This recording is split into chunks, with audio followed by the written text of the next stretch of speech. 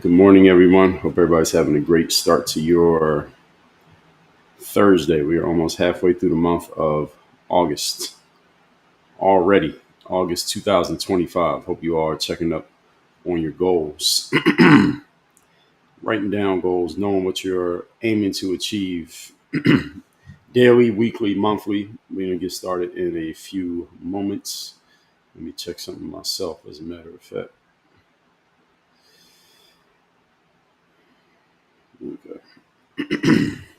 As y'all are coming in, shout yourselves out in the comment section. Get the likes up, folks. We're at 536 likes. Let's get to 1,000 here. Let's get to 1,000 likes. Those of you watching on TikTok. And we're going to get started in a moment. Hope everyone's having a great Thursday. As I said, start to your Thursday. Checking up on your goals, checking up on your week. We are already more than halfway through this week, so let's finish it strong. Today we're going to be talking about the topic, the gift that keeps on giving, which is Donald Trump. And President Trump has replaced the head of the Bureau of Labor Statistics. We're going to talk about what this means, why it matters. What is this saying for the bigger picture of what's happening in terms of the government, the economy, jobs, the future? We talked about this a lot yesterday and a lot the day before. So we're going to talk about this even more here today. Not necessarily so much on the governmental level, but also what this means for the everyday person. That's what we want to take these to at all times. So as y'all coming in, shout yourselves out in the comment section. Let me shout out a couple people. Tell me your locations. Tell me your location as y'all are coming in. Let's see who we have in here today. Murphy the Mutt, first comment, checking in from Bristol, Tennessee. Good morning. Tell me your locations, y'all coming in. Christopher Prez, good morning.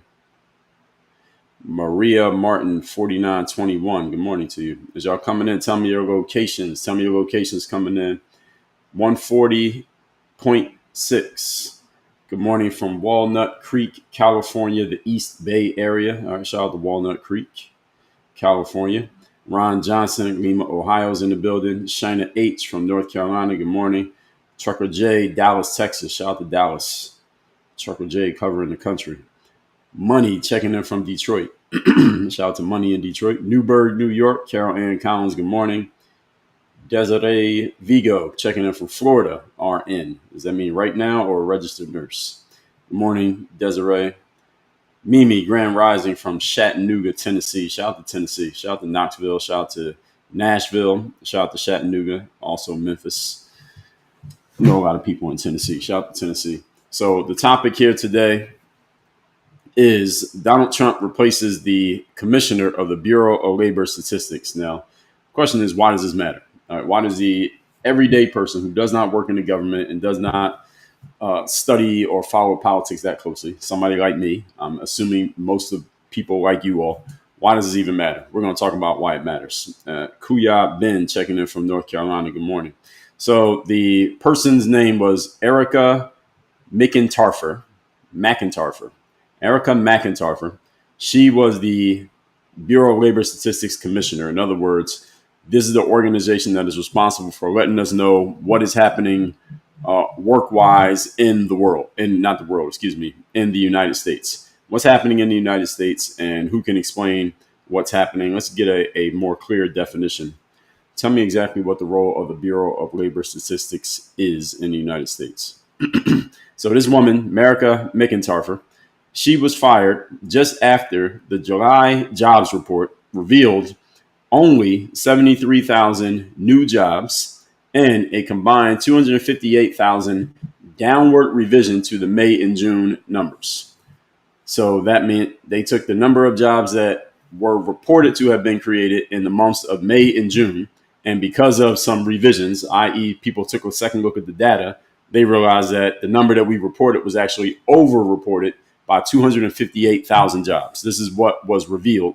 And Trump alleges that the data was, quote unquote, rigged, despite, and some say there's no evidence. That's the new term nowadays. Anybody makes a claim, you want to discredit it, you say, well, there's no evidence. Well, you could say that pretty much to a lot of things. And now he has hired a new person named E.J. Antoni, who's a conservative economist who worked at the Heritage Foundation. Heritage Foundation, for those who don't know who that is, that's the group that was responsible for the infamous or famous, depending on how you look at it, Project 2025. Project 2025 was created by this group called the Heritage Foundation, which is a whole bunch of people. It's basically a conservative think tank. Think tanks are normal, common things. It's not some brand new thing that came out of nowhere. Donald Trump didn't invent it. Of course, Trump famously denied any connection to Project 2025. Project 2025 was basically laying out a plan for if the conservative side gets control of the White House in 2024, and now we have a new president in 2025, here's what you should do. And Donald Trump said that wasn't his plan, that he didn't have anything to do with it. And then people are trying to say pejoratively, well, he's doing everything Project 2025 stated. Well, a lot of people don't think too deeply, and or because of their Trump derangement syndrome, they don't want to think deeply about anything connected to Donald Trump. Just because someone suggests something and you say you have nothing to do with it and it's not your plan, and then you do the thing that was being suggested, does not mean you did it because it was suggested. It might mean you were going to do it anyway. It's like if somebody walks by me today and they say, Dre, tomorrow morning you should go to the gym. And then somebody asks me, Dre, that person telling you to go to the gym tomorrow morning are you going to do what they told you to do? And I say, well, I don't even know this person. I have no idea what they're talking about, why they're talking to me. And if I go to the gym tomorrow, does it mean I did it because they said it? Doesn't mean I did it because I was going to do it anyway. So the things that Donald Trump is doing right now, just because they happen to have been, some of these things happen to have been in Project 2025, does not mean that Donald Trump is following Project 2025. But again, this requires a certain layer of critical thinking, and a lot of people either don't have the ability to do, or they do have it, but when it comes to Donald Trump, their emotions overpower their logic. So it's, oh, he's just doing what Project 2025 said. So anyway, this guy, E.J. Antoni, is the new head of the Bureau of Labor Statistics. This guy used to work at the Heritage Foundation, and he has a PhD from Northern Illinois University, and he has publicly criticized the Bureau of Labor Statistics, their methods, and he has suggested that the monthly reports should actually be stopped, as he has some ideas about how these statistics should be shared, because what it looks like is that the way these statistics are reported are actually outdated, and that we're getting bad information simply because they're using outdated processes. For example, the Bureau of Labor Statistics actually uses surveys sometimes to compile their data. And the reality is most people don't respond to surveys. Most people don't respond to the text messages. They don't take the calls. They don't fill out the forms. But the BLS, that's the Bureau of Labor Statistics, they are reporting their data based on these surveys that they're not even getting full information from. So let's get clear on what the BLS actually does. This is the principal fact-finding agency for the United States government in the field of labor economics and statistics. We pretty much could assume that. Its role is to collect, analyze, and publish essential economic information to help public and private decision making. In other words, who has a job, who doesn't have a job, that's pretty much their job. So there are key responsibilities. Employment and unemployment data. These are the numbers that we often hear about. How high is employment? How high is unemployment? President's always taking credit for adding new jobs. President saying, well, we added more jobs than that guy. Presidents blame or brag about this kind of data all the time. And the BLS is responsible for the data. So the BLS tracks how many people are working, looking for work, unemployed. This includes the Employment Situation Report. Didn't know that was a thing. Which comes from surveys, like, as I just said, the Current Population Survey, it's called the CPS, and the Current Employment Statistics, also known as the CES. They are also responsible for price and inflation data. They calculate the Consumer Price Index, many of you have heard of that, and a Producer Price Index. This basically measures inflation for consumers and businesses. That matters because it tells us how much money we have to spend to live our lives. It collects data on earnings, compensation, and workplace benefits. In other words, how much money are people earning? Productivity and costs. That's how efficiently labor is actually producing outputs. This is a big one because productivity and costs. Productivity will probably go up and costs will go down as human beings are replaced by computers, also known as artificial intelligence. That one, BLS is going to do a lot of reporting. It's going to be very interesting over the next coming years with that one. Workplace safety. So anything on injuries, illnesses, fatalities, they get that data. Excuse me. Labor market projections. It produces long-term forecasts of employment by industry and occupation to help with workforce planning. In other words, it tells the industry what kind of jobs are going to be opening up, what industries are going to be booming, where the best work opportunities are going to be in the future. This kind of information can inform, let's say, a college student what they should major in, considering that they're looking to make a certain amount of money after they get out of school. What do you want to do with your life? Labor market projections by the Bureau of Labor Statistics can help inform that decision as to what you're going to do with your life or what kind of career you should get into next based on where it sees the labor market going. So the Bureau of Labor Statistics to do all of this stuff. Their data is used by policymakers, that's Congress, businesses, researchers, and the public to make, as I just said, informed decisions about the economy, wages, prices, employment, and they operate independently, although they are technically part of the U.S. Department of Labor. So that's what the BLS actually does. And Donald Trump just fired the person who was in charge after a number of jobs revealed was 73,000 new jobs last month, which is allegedly not enough, I'm guessing. And there was a adjustment to the number of jobs added minus 258,000 jobs. How do you overreport 258,000 jobs? Now, I don't know if she did, or maybe it was just a mistake, or it was a clerical error. We don't know, but we do know Donald Trump fired this chick, Erica McIntyre, and now he has hired or appointed E.J. Antoni, who actually has to go through, to be the head of the BLS, you got to go through a Senate confirmation. So he has to go through the hearing. He hasn't done it yet. So that's where we stand. That's the background. Then we're going to get into the details of this. So let me introduce myself first. My name is Dre Baldwin. That's D-R-E. Last name is Baldwin, former 9-year professional athlete, author of a bunch of books. I run this company called Work on Your Game Incorporated. What we do here is we teach professional level, systematized and weaponized discipline to top 2% performers. So if you're a person who wants to step up your discipline, which will lead to stepped up confidence, performance, and producing results at what you do on a professional level, you and or your team, then you need to get in touch with us. Go to the links in my profile or in my bio, and you can learn more about working with me and working with my team, our systems directly. So the topic here today, again, Donald Trump replacing his Bureau of Labor Statistics commissioner. Here's the thing. First of all, knowing what we know, that the person who runs the BLS can be appointed and or fired by the president, we can probably guess, just by giving you that background that I was giving you earlier, is that every president often brags about how many jobs they added to the economy during their time in office. Everybody does it. Bill Clinton did it. W did it. Obama, Biden, Obama, Trump, Biden, now Trump again. They all do it. So they all want to be able to show great stats. And this reminds me of something that I've seen on X the last couple of days that people have been talking about in the city of Baltimore, which is very close to Washington, D.C., which we did talk about Donald Trump taking over the city with his national troops, and the mayor of D.C. actually not pushing back against this, depending on who she's talking to, is that the people in charge can make the stats look like however they want to make the stats look in order to tell a certain story.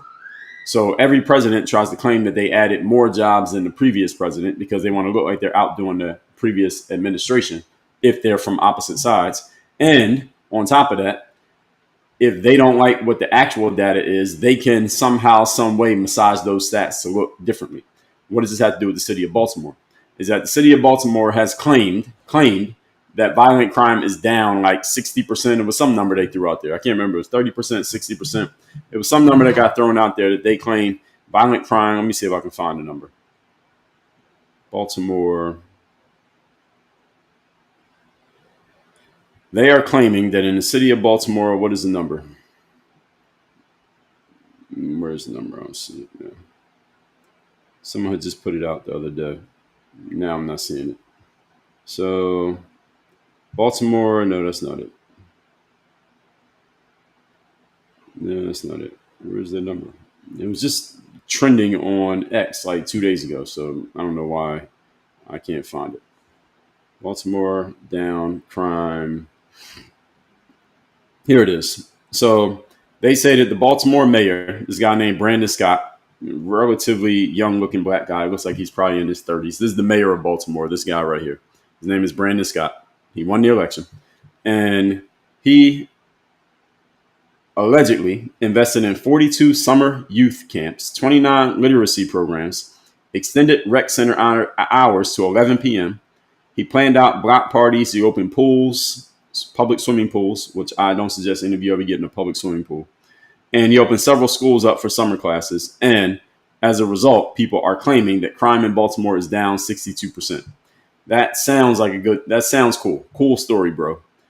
I don't believe this for a second. First of all, and then they say, somebody else says the mayor of Chicago brought crime down 33% in Chicago.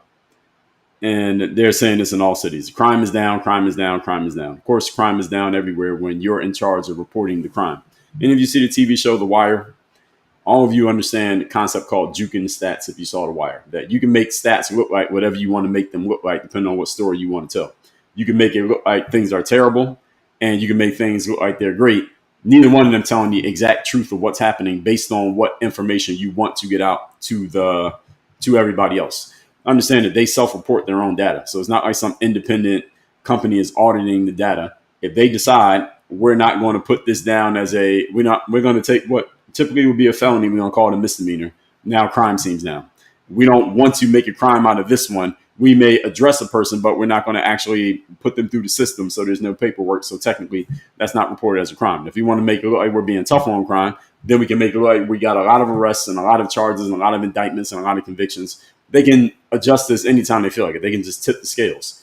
I'm saying all that to say that this Bureau of Labor Statistics, the number of jobs that they report and the adjustments that they're making are based on what story did they want to tell? How is this going to affect the general public? How is it going to make people feel? Because when people feel like there are not a lot of jobs being added to the economy, that leads to pessimism. Pessimism leads to people holding on to their money. When people hold on to their money, the economy slows down because nobody is spending anything. And when the money's not circulating, then we start to move backwards economically.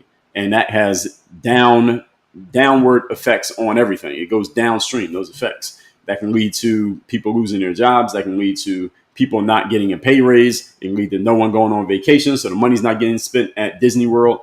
All of these things happen when based on the type of numbers that are coming out and how people respond to those numbers. Because the economy in the United States of America, stock market, the job market, everything is all based on people's feelings. That's what it's all based on. It's based on people's feelings. If people are optimistic, they feel good about the future, and they're going to spend more money, that means the economy is more healthy because more money is flowing and everybody benefits. If people are pessimistic, then they spend less money. And that means less money is flowing around. They have money, but they're not spending it. People are holding on to it because they're pessimistic about the future. When you feel good about the future, you'll spend the money that you have because you predict in your mind you'll have more money tomorrow.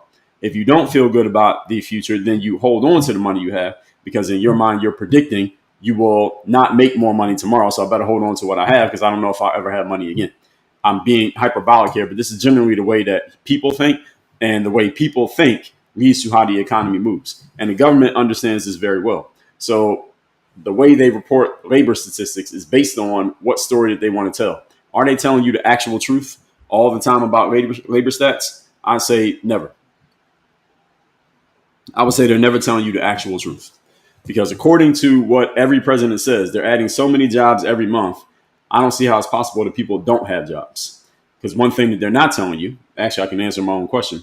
my own statement. One thing they don't tell you is how many people got fired. See, they tell you how many people got. They tell you how many jobs they added. They didn't tell you how many people lost their jobs. Notice that when presidents talk about the economy and jobs, they never talk about how many people lost their jobs. They only talk about how many people got a job. We added this many jobs. Now, adding a job does not mean somebody actually got hired. It just means that there is a job. So it'd be like if I come on here right now and I announce, hey, I've added 10 new jobs to Work on Your Game Incorporated. There are 10 job slots open at my company right now. Just because I have 10 job slots open does not mean that 10 people got a job because I didn't hire anybody yet. Well, if I don't find anybody to fill the role. So adding jobs does not mean someone got a job. It just means that a job is available allegedly. And just because a job is available does not mean somebody gets hired, which doesn't mean somebody's actually making money from that job because the job is sitting there vacant and unfilled. You understand? This is the way that these games get played, and you got to notice the language that these people use. Words matter. Semantics matter. And when you notice the language games that they play, you notice how you can easily get played by the things that the government tells you, which is why I tell you all every day, I'll say it again here today, do not trust the government, do not depend on the government for anything because they're often telling you half the story, if they're even telling you that. So Mrs. McIntyre, the woman who got fired, she had deep statistical credentials and a reputation for independence, whatever that is worth. So her firing sent shockwaves across economists who saw it as a politicized strike against data integrity. See, this is the TDS language point on this subject. That this Mrs. McIntyre, the woman who got fired, that former commissioner now, she had statistical credentials, which means absolutely nothing when you're working in the government. You have statistical credentials, so what? No, you got a boss too. See, that's the thing they didn't say. All right, she had a boss, and her boss will tell her, hey, I don't like these numbers. We need these numbers to look better, or we need these numbers to look worse. And if you don't do what the boss says, guess what happens? Well, you see what happens. So her getting fired, they say this sent shockwaves across the economic space. And then some people are saying that this must be a politicized strike against data integrity because she's reporting the data that kind of sort of makes the Trump administration look bad because they didn't bring in enough new jobs and they had to change the stats on previous months of allegedly adding jobs. It makes Trump look bad. They think she got fired because of that. Now, could that be the reason? It could be. Could there be many other reasons? Of course there could. So this becomes it's a straw man, a false binary to say that she got fired because of politics. Maybe she got fired because of politics, but we don't know what's happening behind closed doors. I just told you all the things that could happen. We don't actually know. Please keep liking and live, everybody. We're at 19,000 likes. Let's get up to 25K quickly. So we don't know. And that's all we can go off of is the things that we see on the surface. And could this be politicized? Maybe. Could it not be politicized? Also true. Also possible. So Trump's claims of manipulation. He said that the data must have been manipulated and is bad data and the reporting is off. This ignores that BLS allegedly has security protocols that prevent the commissioner from altering results. And experts affirm that revisions are a normal procedural element, not political sabotage. So some are trying to say, again, this is all based off of things we can see on the surface, conjecture, that the BLS head wants to make Trump look bad. So she is underreporting numbers. And that might be why Trump did what he did in getting rid of the bitch. But some say the counterpoint to that claim is not an actual point. The counterpoint to the claim is that BLS has security protocols and the commissioner cannot alter results. Well, here's what they don't tell you. And see, this is why you got to pay very close attention when you're listening to bureaucrats or people who work in heavily red-taped organizations. You know what I mean when I say that? Corporate, government, etc. Academia as well. Is that they're very good at languaging things to make you think one thing when they're actually saying a different thing, or they're leaving out something that is not being said at all. Which is, it says here that the commissioner cannot alter results. Okay, let's assume that that's true. Here's what the commissioner can do, or the commissioner can influence, is the altering of the inputs. See, that's the part they didn't mention. See, there's no mention of what the commissioner can do when it comes to the inputs, and there's no mentioning of what anybody else who works at the BLS can do when it comes to the inputs. Let's find out. For example, how many people work at the Bureau of Labor Statistics, specifically the department responsible for reporting the numbers on jobs added and lost every month? I'm going to prove my point by giving you this here. Well, I'm going to give you more evidence to my point. Actually, this is not proving the point. I'm going to give you more evidence for my point with what I'm going to tell you right here. So the BLS as a whole employs 2,300 plus staff members. According to September 2024 data, 2,321 staff members. All right, so they have over 2,000 people working there. The department responsible for compiling and reporting the monthly jobs figures, that's called the Office of Employment and Unemployment Stats. They get help from the CES and the CPS, and the exact staffing numbers are not reported publicly.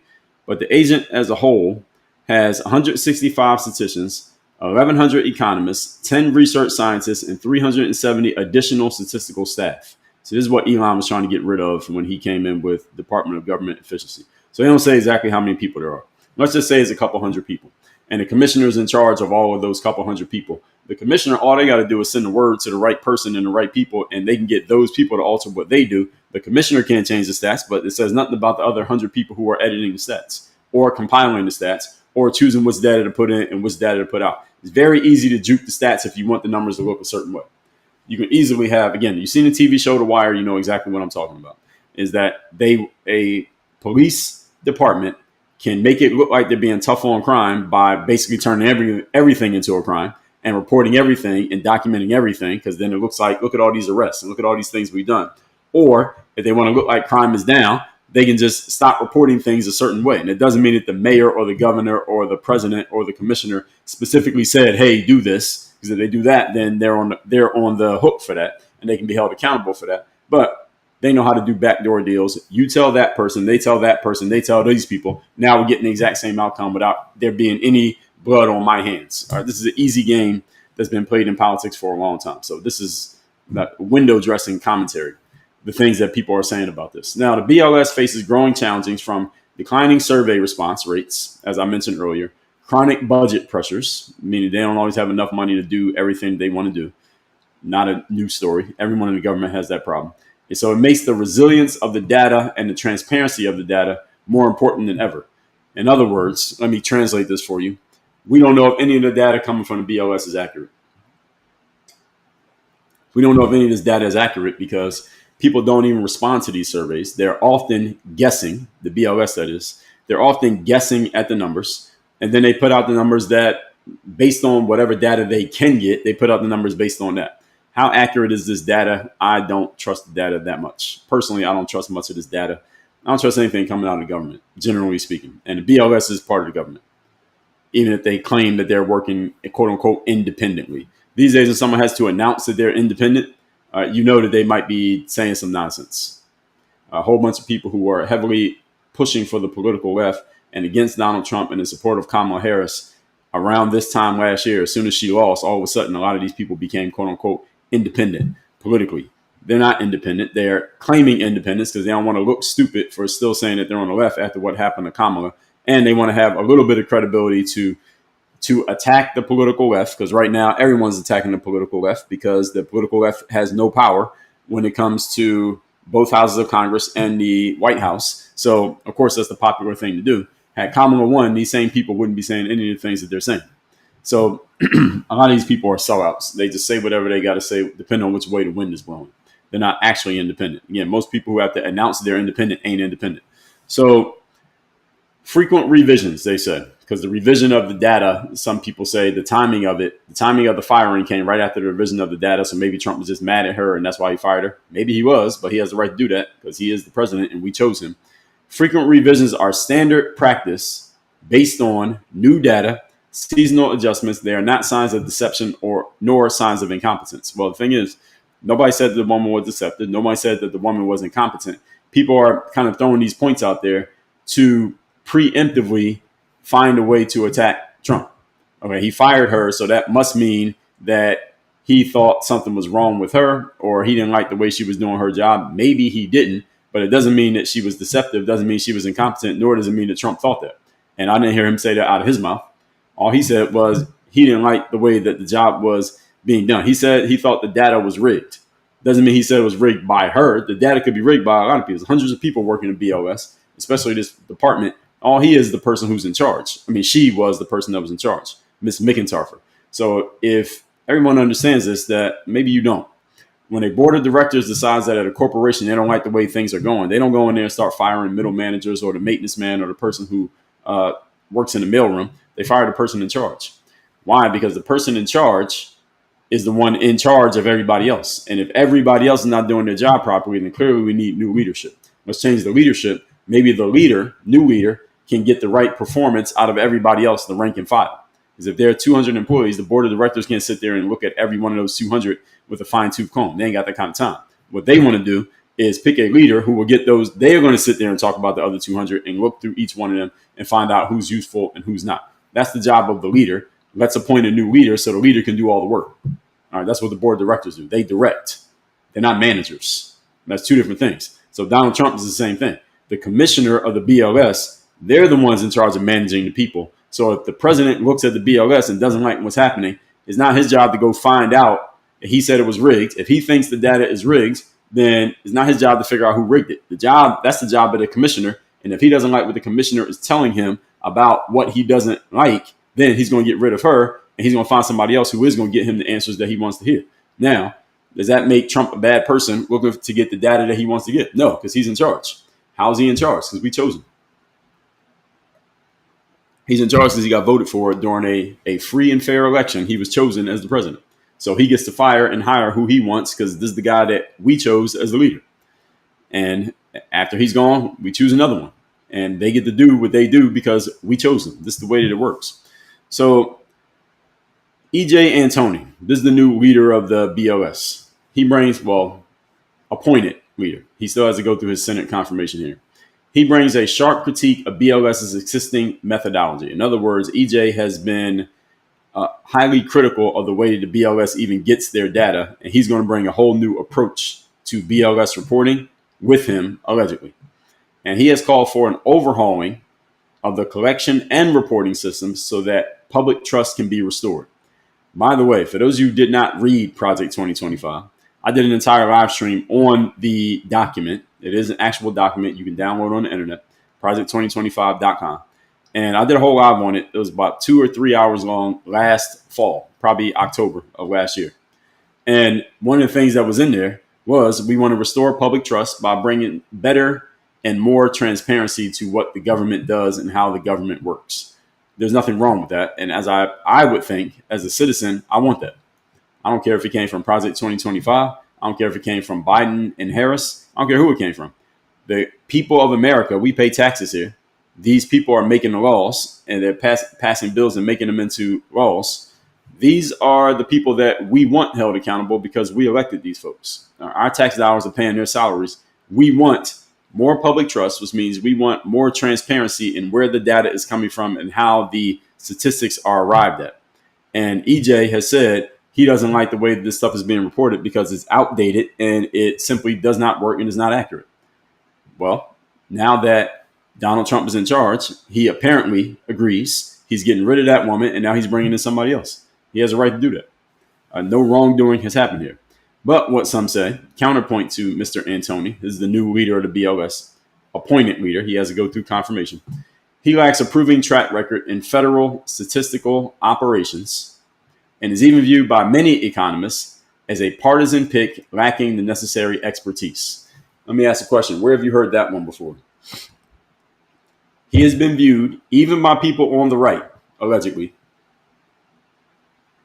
as a partisan pick who does not have the necessary expertise. They've said this about damn near every single person that Donald Trump has appointed. J.D. Vance doesn't have necessary expertise. Pam Bondi's in over her head. Kash Patel's in over his head. Dan Bongino in over his head. RFK Jr. is a hack. He doesn't know what he's doing. Every single person, Tulsi Gabbard, every single person that Trump has appointed, the rhetoric about that person has been they are unqualified. They don't have the experience. They haven't done it enough. They're not the right person for the job. They're in over their heads. Look at this. This is proof. What's the other guy? Pete Hegseth. These people are just not prepared to do the job. Trump's only picking them because they're loyalists and they're his friends and they're going to do what he wants them to do. And they'll basically be puppets for Donald Trump. And Donald Trump's already a puppet for someone else. And this is all the things that people are saying about Trump and his choices. A couple things about this. Number one is that if you keep using the same pejorative frames against a person or group, eventually that pejorative frame no longer holds value because you use it too often. So it's like the boy who cried wolf. And saying that all these people are unqualified doesn't mean anything anymore because they used it too often. You can't keep using something and think the value is going to stay up. It doesn't. That's number one. Number two, as far as qualification is a subjective term. What makes you qualified is that you are actually doing the thing. Any of you listening to this, if anybody ever asks you what qualifies you to do X, whatever it is you're doing, your answer is the fact that I'm doing it. That's what qualifies me. What qualifies me right now talking to you to talk about what I'm talking about is the fact that I turned on the camera and I started talking about it. That's what qualified me. And if I don't talk about it, then I'm not qualified. You're qualified as soon as you start doing the thing that you are being questioned about your qualifications for. When people were talking about Kamala Harris, was she qualified to be president? My answer was no, for two reasons. Number one, she wasn't president. And number two, she didn't go through the gauntlet in order to earn the nomination. If you don't go through the gauntlet, then you didn't even qualify to be in the final two. And they're saying that she's probably going to run in 2028. Looks like she is going to run in 2028. I'm assuming for president. She was already vice president.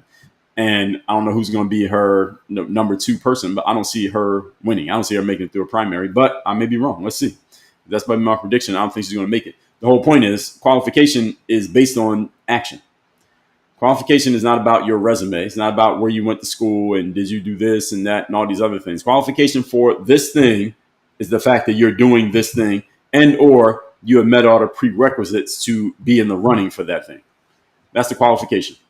In boxing, they got the number one contender. Number one contender is a person who is ranked as the best possible fighter after the person who holds the belt. And the number one contender usually gets to fight the guy with the belt. And if you beat him, you get the belt. That's the way it works. How did they become qualified? How did they become qualified? By becoming the number one contender, which is often subjective, but different story for a different day. So they say this guy doesn't have a proven track record in federal statistical operations. Well, who the hell works in federal statistical operations before they get the job? What else would you do to prove yourself or have a quote unquote proven track record in federal statistical operations? Here's another thing with Trump. And he talked about this in one of his interviews. Might have been the Joe Rogan one that he did last fall before the election. He did in one of his interviews. I'll listen to a bunch of them. But when he came in the first time, 2016, he came in saying he was going to drain the swamp. And the mistake that he made, which he admits, was that he trusted a lot of entrenched DC politicians. Please get the likes up, folks. Let's get the likes up. Let's get the 45,000 likes. There are a bunch of firmly entrenched DC bureaucrats who he chose for his first cabinet based on the fact that they were already vetted, because there's this whole vetting process you have to go through when you are working in the government. They got to go through your background and find out everything about you and all this stuff. When he chose his cabinet the first time around, he picked a lot of people who had already been vetted by the powers that be in DC, people who already had, quote unquote, experience and track records working in DC. They were already, quote unquote, qualified. How'd that turn out? His first cabinet. We know how it turned out, that a lot of people in that cabinet were covertly working against Donald Trump while allegedly being on his team. And that's why he ended up firing a bunch of people out of his own cabinet, and a bunch of people on the inside were basically betraying him and saying negative things about him and leaking negative stuff about what the administration was doing out to the press. And this is the reason why his first administration, there was a lot of messes that he had to deal with, because he had a lot of people that were allegedly on his team who were working against him. And that's when he picked all the quote unquote qualified people with the quote unquote proven track records. So this time around, he said, I'm going to pick the people who I already know them. I trust them. I'm going to get them vetted, and I'm going to bring in people who I know they're going to do what I need them to do. Doesn't necessarily mean that they're going to do anything wrong just because of Donald Trump. No, because they're asked that during their confirmation hearings. The point is picking people who are already, quote unquote, qualified and vetted and have proven track records. All that means is that they've been in the swamp longer than everybody else. And the problem with being in the swamp so long is that eventually you mutate and you become, it was like the Teenage Mutant Ninja Turtles. All right, eventually you get the ooze on you, the slime on you. You mutate into a turtle. You can't turn back into anything else. Point being that when people say Trump is picking people who don't have this proven track record, what they're really saying is Trump is not picking firmly entrenched DC bureaucrats, and people have a problem with that. And the reason people have a problem with someone not picking a firmly entrenched DC bureaucrat is because they want more of the same, the firmly entrenched DC bureaucrats. This is the reason why Trump got so much pushback, just his very presence in politics. Elon Musk, the same thing, because they're not firmly entrenched DC bureaucrats. Barack Obama was, Joe Biden was, Hillary Clinton was, Kamala Harris is. They're all firmly entrenched DC politicians who do nothing but politics. Name one thing professionally any of these people have done. Obama, Biden, Hillary, Kamala. Name one thing they've done on a professional level other than politics. You can't, because they haven't done anything. That's what being firmly entrenched in politics means, that your whole career, everything you've ever done, all you did was work in politics. And what people are saying is Donald Trump's bringing in a guy who can't say that about himself, and people are uncomfortable with that. I say that's exactly what we need. That's exactly what we need. I don't know anything about this guy, E.J. Antoni. I wouldn't know him if I was standing behind him in line at the grocery store. But the fact that he doesn't come from being a firmly entrenched DC politician, that's a good thing. That's not a bad thing. That's good. We want more people who don't come from DC. We know that DC is not to be trusted. So he doesn't have a proven track record? Exactly. That's exactly what we want. So Trump has claimed that Antoni will ensure the data is honest and accurate, according to Donald Trump. So this signals a push for reform in data presentation and methodology, which I also say good. Anything that's been happening in DC and somebody comes in and says, we're going to change how this has been happening and we're going to update the process, as a general point, I am in favor of that. Now, it depends on specifically what it is, of course. But generally speaking, I'm in favor of it because DC is highly bureaucratic. There's a ton of red tape. There's a ton of bureaucracy that slows things down and causes tons of inefficiency. And our money is going into that machine, that very inefficient and generally ineffective machine. So Trump is bringing in people. Again, Donald Trump has the trust of the American people because he was voted in by the American people. So if he comes in and says, I'm going to do some things differently, even if you're not quite sure what he's doing and you can't quite explain or understand the details of what he's doing, you should be okay with it for two reasons. Number one, he was chosen by the people. He's going to do it anyway. And number two, what have you liked about D.C. up to this point? Before he came into politics, what did you like about what was happening in Washington, D.C.? I didn't like much. So I'm okay with whatever changes he wants to institute. The trust is in him because we chose him. As a people, we chose this guy. So critics say that Antoni's nomination risks politicizing a traditionally nonpartisan agency, and it undermines the credibility of labor and inflation statistics. So some critics say that that's the risk. I say that those critics are right. Those are risks. There is a risk that Donald Trump hiring someone who he seems to have a good relationship with may take a traditionally nonpartisan agency and make it seem partisan. But here's the things they're not saying. Here's what they're not saying. That just because the BLS has been noted as a nonpartisan agency does not mean it actually operated like one. Doesn't mean that Ms. McIntyre, who got fired by Trump, I'm assuming she was working under Biden, doesn't mean she wouldn't do what Biden needed her to do based on, or get her team to do what Biden needed them to do based on how Biden wanted to make himself look.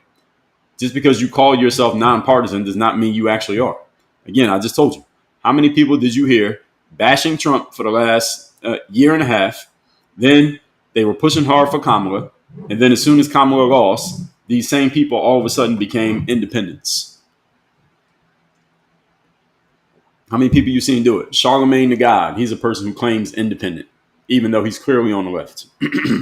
I can give you plenty of examples of why he's on the left, that he's exposed himself. Stephen A. Smith, claiming to be an independent. All right, everybody claim, and there's a bunch more. I'm just mentioning those two names because they were first people I thought of. A lot of people claim to be nonpartisan. A lot of people claim to be on one side of a thing. And again, if you have to announce that you're on one side of a thing, you're just announcing it on your own without unprompted. You're just announcing it.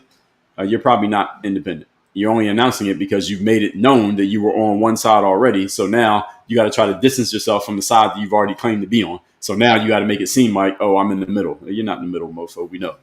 So anyway, Mr. Antoni, could this take a nonpartisan agency and undermine the credibility of the stats?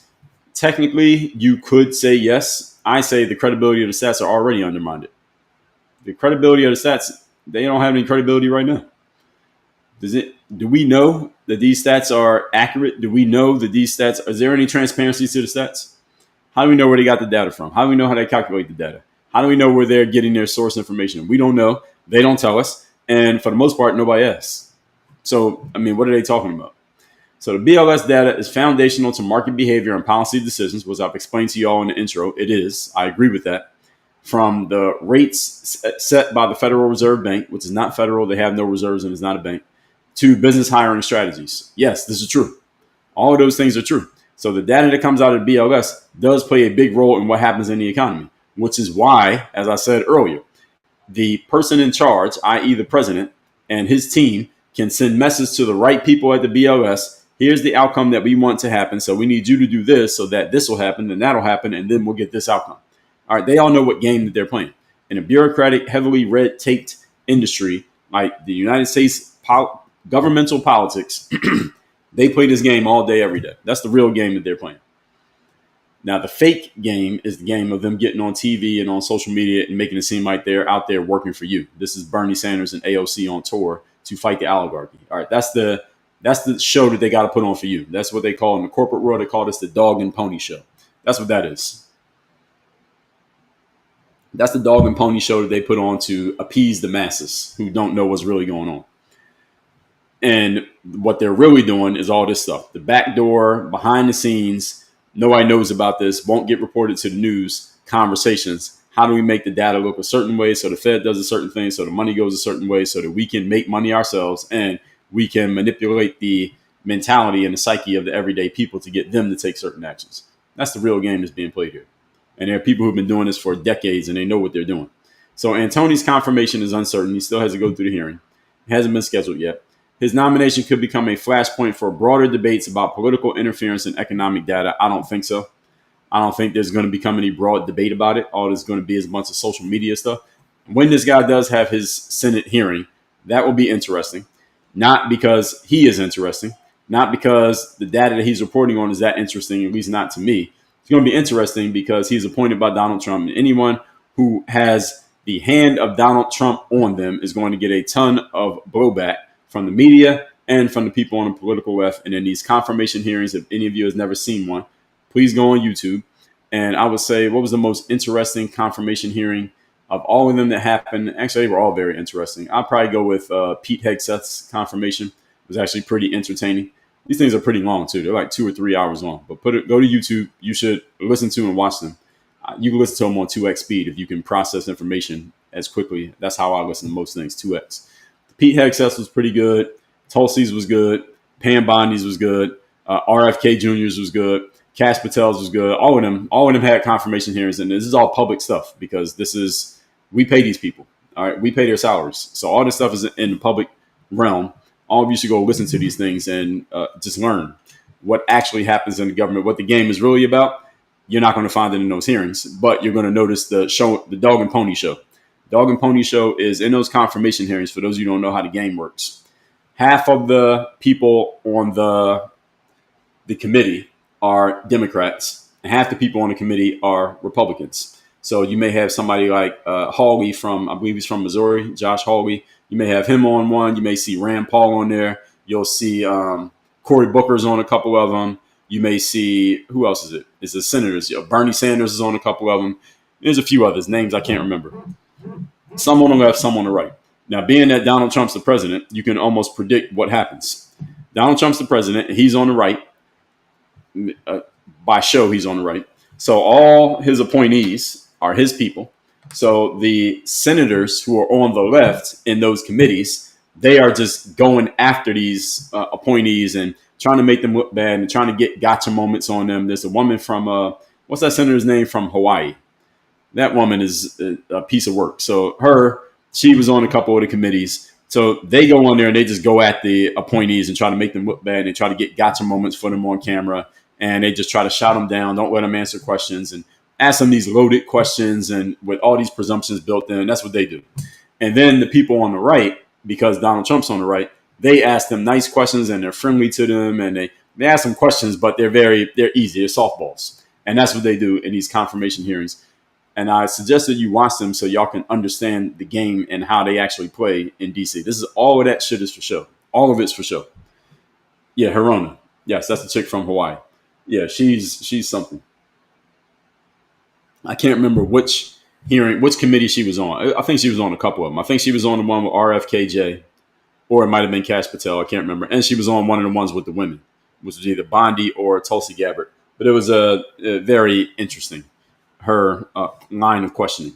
Anyway, all that out the way. let's get to the comment section here, folks. If y'all got any questions or comments, go ahead and post it in the comments and we will get to it. Let me see if I saw anything on IG.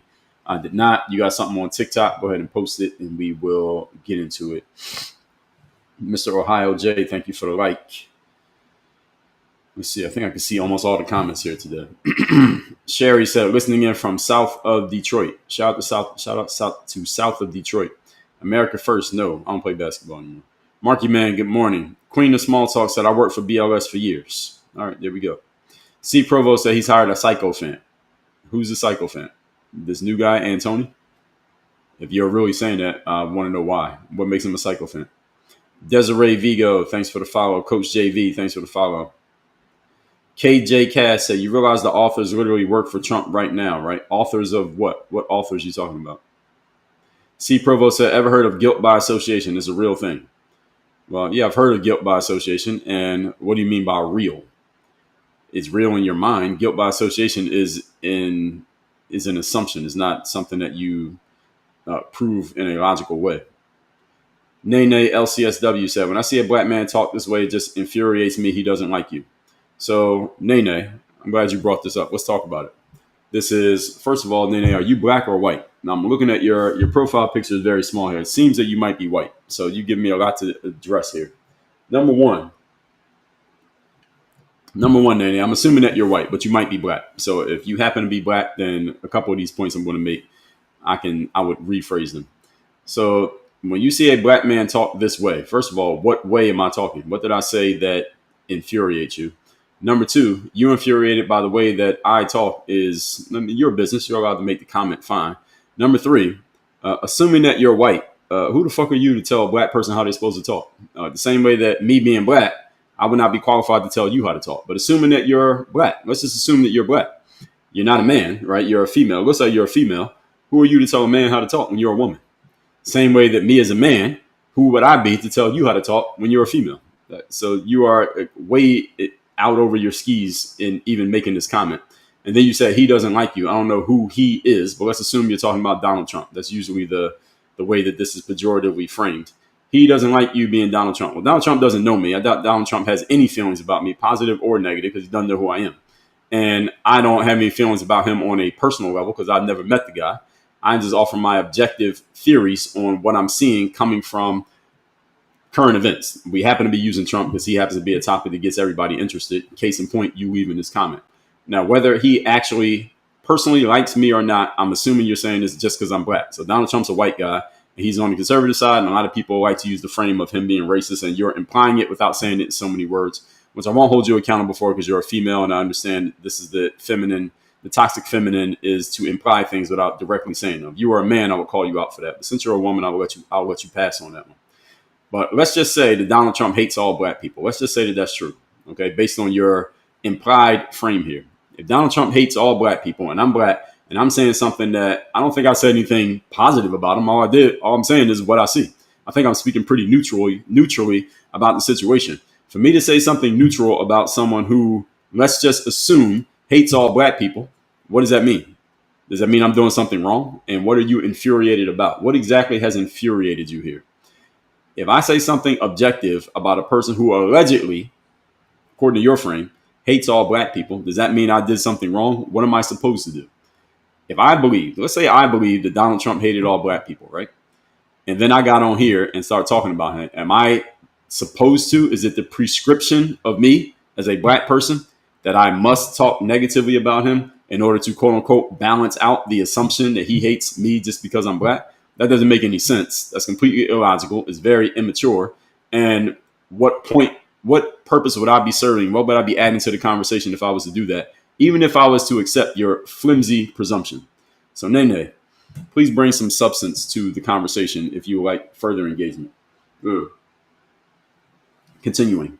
KJ Cass said, how about you critically think and see that the guys that created the project are implementing it? Well, how do you prove that? What guys are you talking about? Give me some names.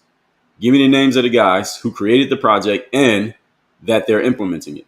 And again, as I said earlier, just because someone wrote something in the project and then Donald Trump actually ends up doing it doesn't mean he's doing it because of the project. Maybe he was going to do it anyway, and they just said it And then it happens to be some correlation. If someone says to me, Dre, go to the gym tomorrow, and I go to the gym tomorrow, is it because they told me to go to the gym, or was it because I was going to do it anyway? So we can't just make that assumption. You're making a logical jump here that you would have to back up logically why that jump is accurate, what you're saying. James Black, thanks for the follow. Sherry, thanks for the share. Rafi Merced, thank you for the follow. LT Family said, this is a smart dude. And thank you for the follow. Appreciate it. David Mantle said 116 things from Project 2025 have come true. How is that? How is all of that a coincidence? I just said it for the third time, David. Just because something that was in the project happened does not mean the project told him to do it. Maybe he was going to do it anyway. Did you read Project 2025? I'm sure you probably couldn't list even 10 of those 116 things without Googling. The thing is, I did a whole live on Project 2025, and I broke down a whole bunch of the points inside of Project 2025. You know what my conclusion was from Project 2025? Most of the things in there were pretty reasonable things. There wasn't anything in there that was crazy. And what happens is, this is the critical thinking that human beings don't do. So someone mentioned critical thinking a couple of comments ago, is that Kamala Harris brought up Project 2025 during the campaign. And she brought up and said, hey, everybody, go look at Project 2025. Go Google it. That's his plan. That's what he's going to do. And it's going to be so terrible. And then everybody was saying, oh, no, Project 2025, Project 2025. In the summer of last year, going into the fall, everyone who didn't like Donald Trump was throwing out, oh, my God, Project 2025 is this terrible plan. They're going to send America backward 100 years. And everybody was saying that, but nobody actually went and read the damn plan. I went and looked at the plan. What is this plan actually about? What are they actually going to do? I read through the plan. I did a whole 3 hours on the subject. Let me find that video because it's on YouTube, where I was talking about Project 2025. Because I don't want any of you to think that I'm just saying stuff.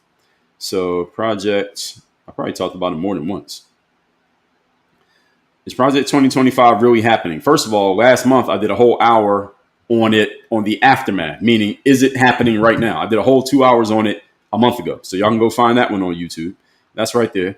Then I did, all right, so I said that I did 3 hours. It was actually 2 hours, 2 hours on Project 2025.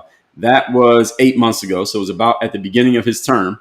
I did, no, this was not 8 months ago. So I'll see where I'm at. This had to be December. This is before Trump took office. I did a whole 2 hours on Project 2025. Y'all can see that one is right here. And you see me sitting at the desk just like I am right now. The one where I said, is Project 2025 really happening? Here I am again, talking about it last month. And I know I did another one where I was talking about this. Let me see where it is. Then there's one 8 months ago, and there's a whole bunch of clips that got taken out of this. And then I did Project 2025.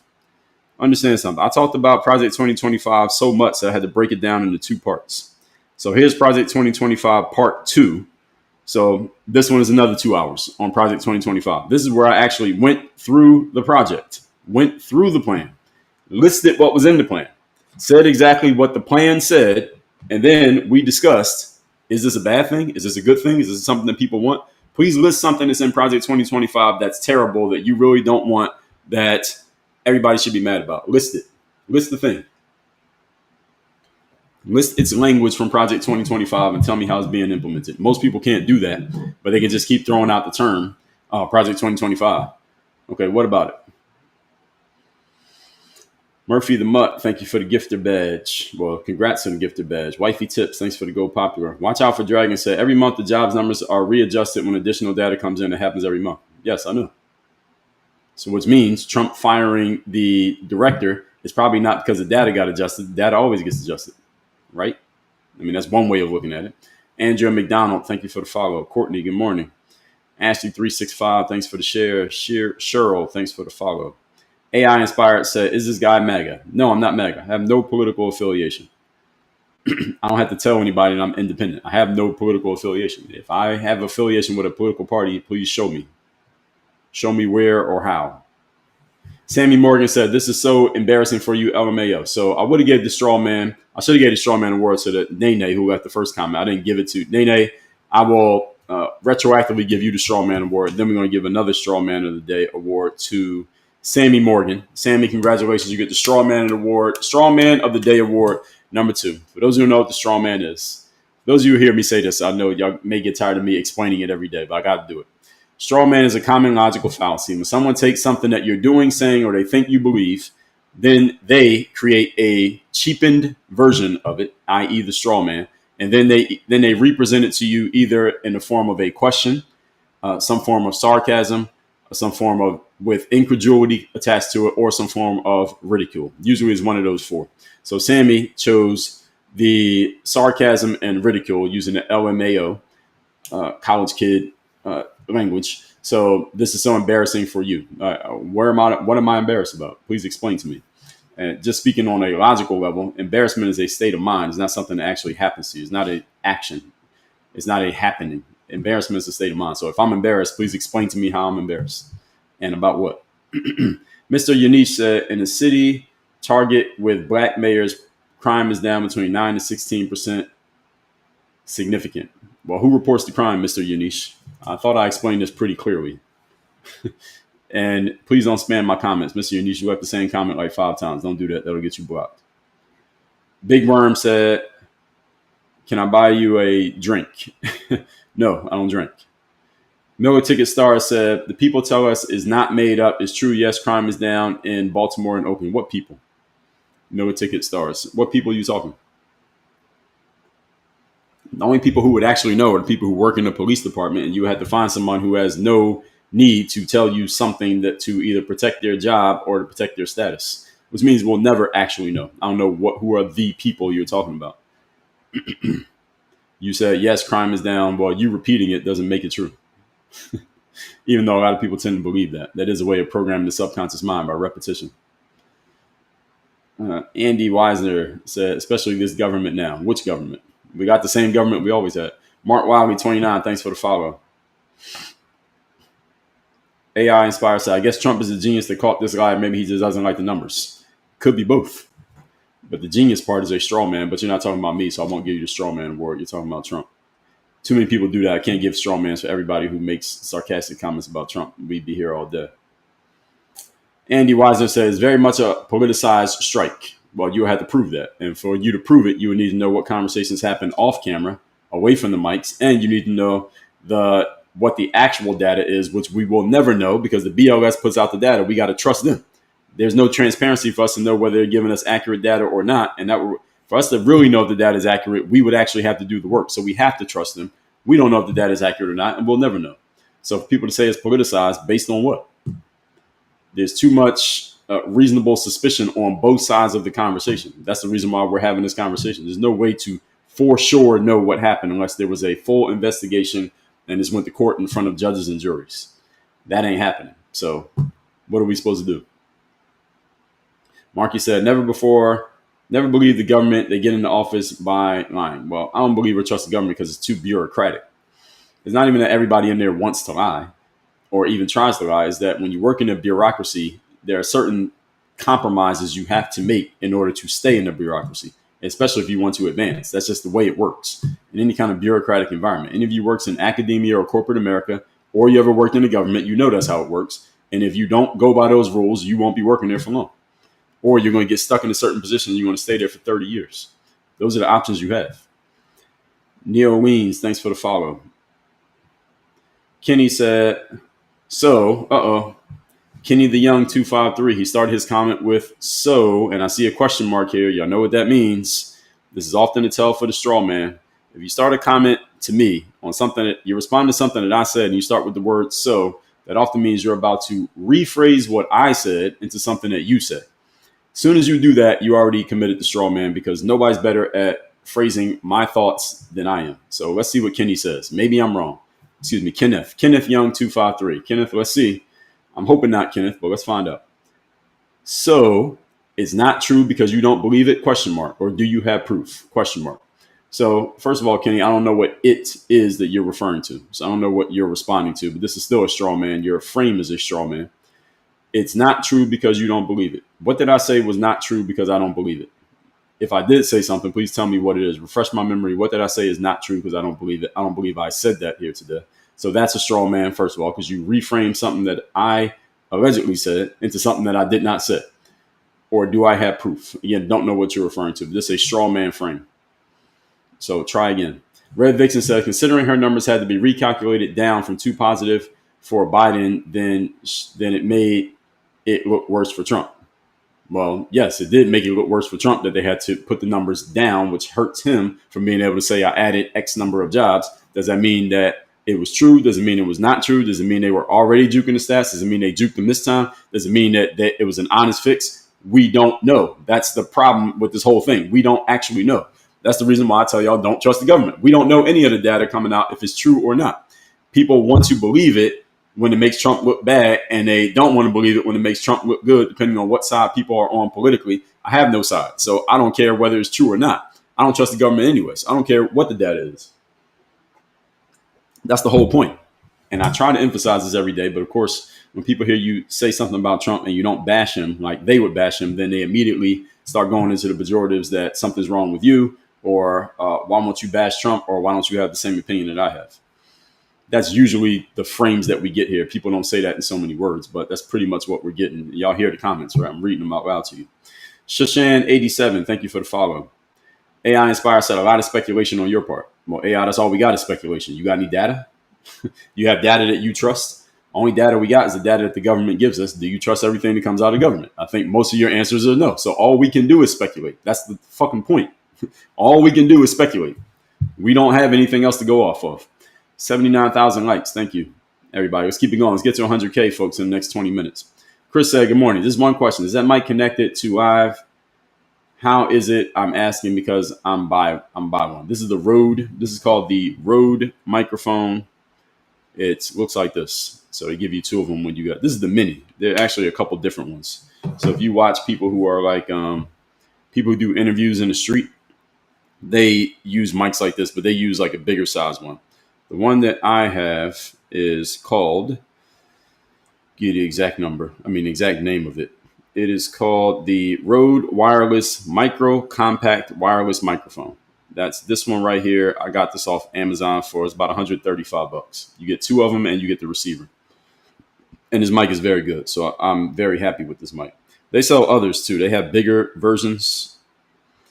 And the bigger ones are like the ones that you might see like street interviewers using when they're, or people who are doing like even a live interview. This is a bigger one. It's called the Pro Compact. That one looks like this one. This one's about $400. This is a bigger one. So yes, this mic is very good. I highly recommend it. I even tell my coaching clients, anybody who's making video, use these mics. Traditional said this is an educational class today. I thought it was educational every day. Is it just today that is educational? Spoken Truth said, shut up. Okay. Cheryl Smalley, thanks for the share. Stat Infernal, thank you for the follow. Zion said, talk about that Epstein list. You know who put out some good content about that goes back to maybe the origins of the whole Epstein, maybe not the origins, but one of the possible origins is Candace Owens. She did an episode today where she's talking about, she goes all the way back to 1998 and Monica Lewinsky and the connection between Lewinsky and the people connected to Epstein and Bill Clinton and how it all connects to a whole lot of things and why Donald Trump got quiet about that list. Y'all should go listen to that so y'all can understand how deep this goes. I believe there are several layers to the Epstein list. It's not just, a lot of people who don't think critically think the Epstein list is just some simple cut and dry. This bad guy, he had a whole bunch of money. He buys an island and he just starts doing PDF on his island with these young kids. And he gets a whole bunch of other people to just go do the stuff with him. And there's a whole list of people who did it and they won't put the list out because they're trying to protect each other. And that's the whole story. That ain't the whole story. There are a whole bunch of levels to this story. It's the reason why he ain't alive no more. Because he knew a lot of things that there are some people who didn't want those things to get told. And there he goes. He's gone. And the thing is, if you listen to what Candace said in her latest episode when it comes to the Monica Lewinsky, Bill Clinton, and how it connects all the way up to today, it's very interesting is what I would say. I would just call it very interesting. Y'all should listen to it for yourselves so you can get the full context. But that thing has layers and layers and layers that is connected to layers that are connected to people who most of us don't talk about and most of us don't know. But Candace does a good job of connecting dots theoretically. You listen to it and you think for yourself what you think, but you got to listen to it. Carl D, thanks for the share. The official Lindsay show said this world is so backwards. I don't know what part you're talking about, but in some areas you're correct. Home 2521 said, love your lives. Thanks for educating us and sharing truths instead of lies. Well, thank you. Well, some people say the opposite, but I appreciate it. Dr. Penny, thank you for the follow and the heart. Thanks for joining the fan club. User said the president's not supposed to do things his way. It's supposed to be the people's way.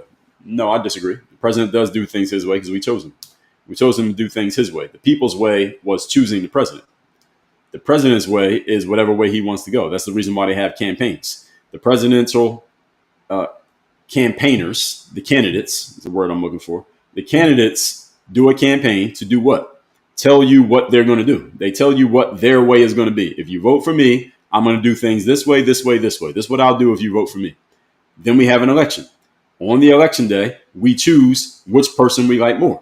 This person said they're going to do things this way. This person said they're going to do things this way.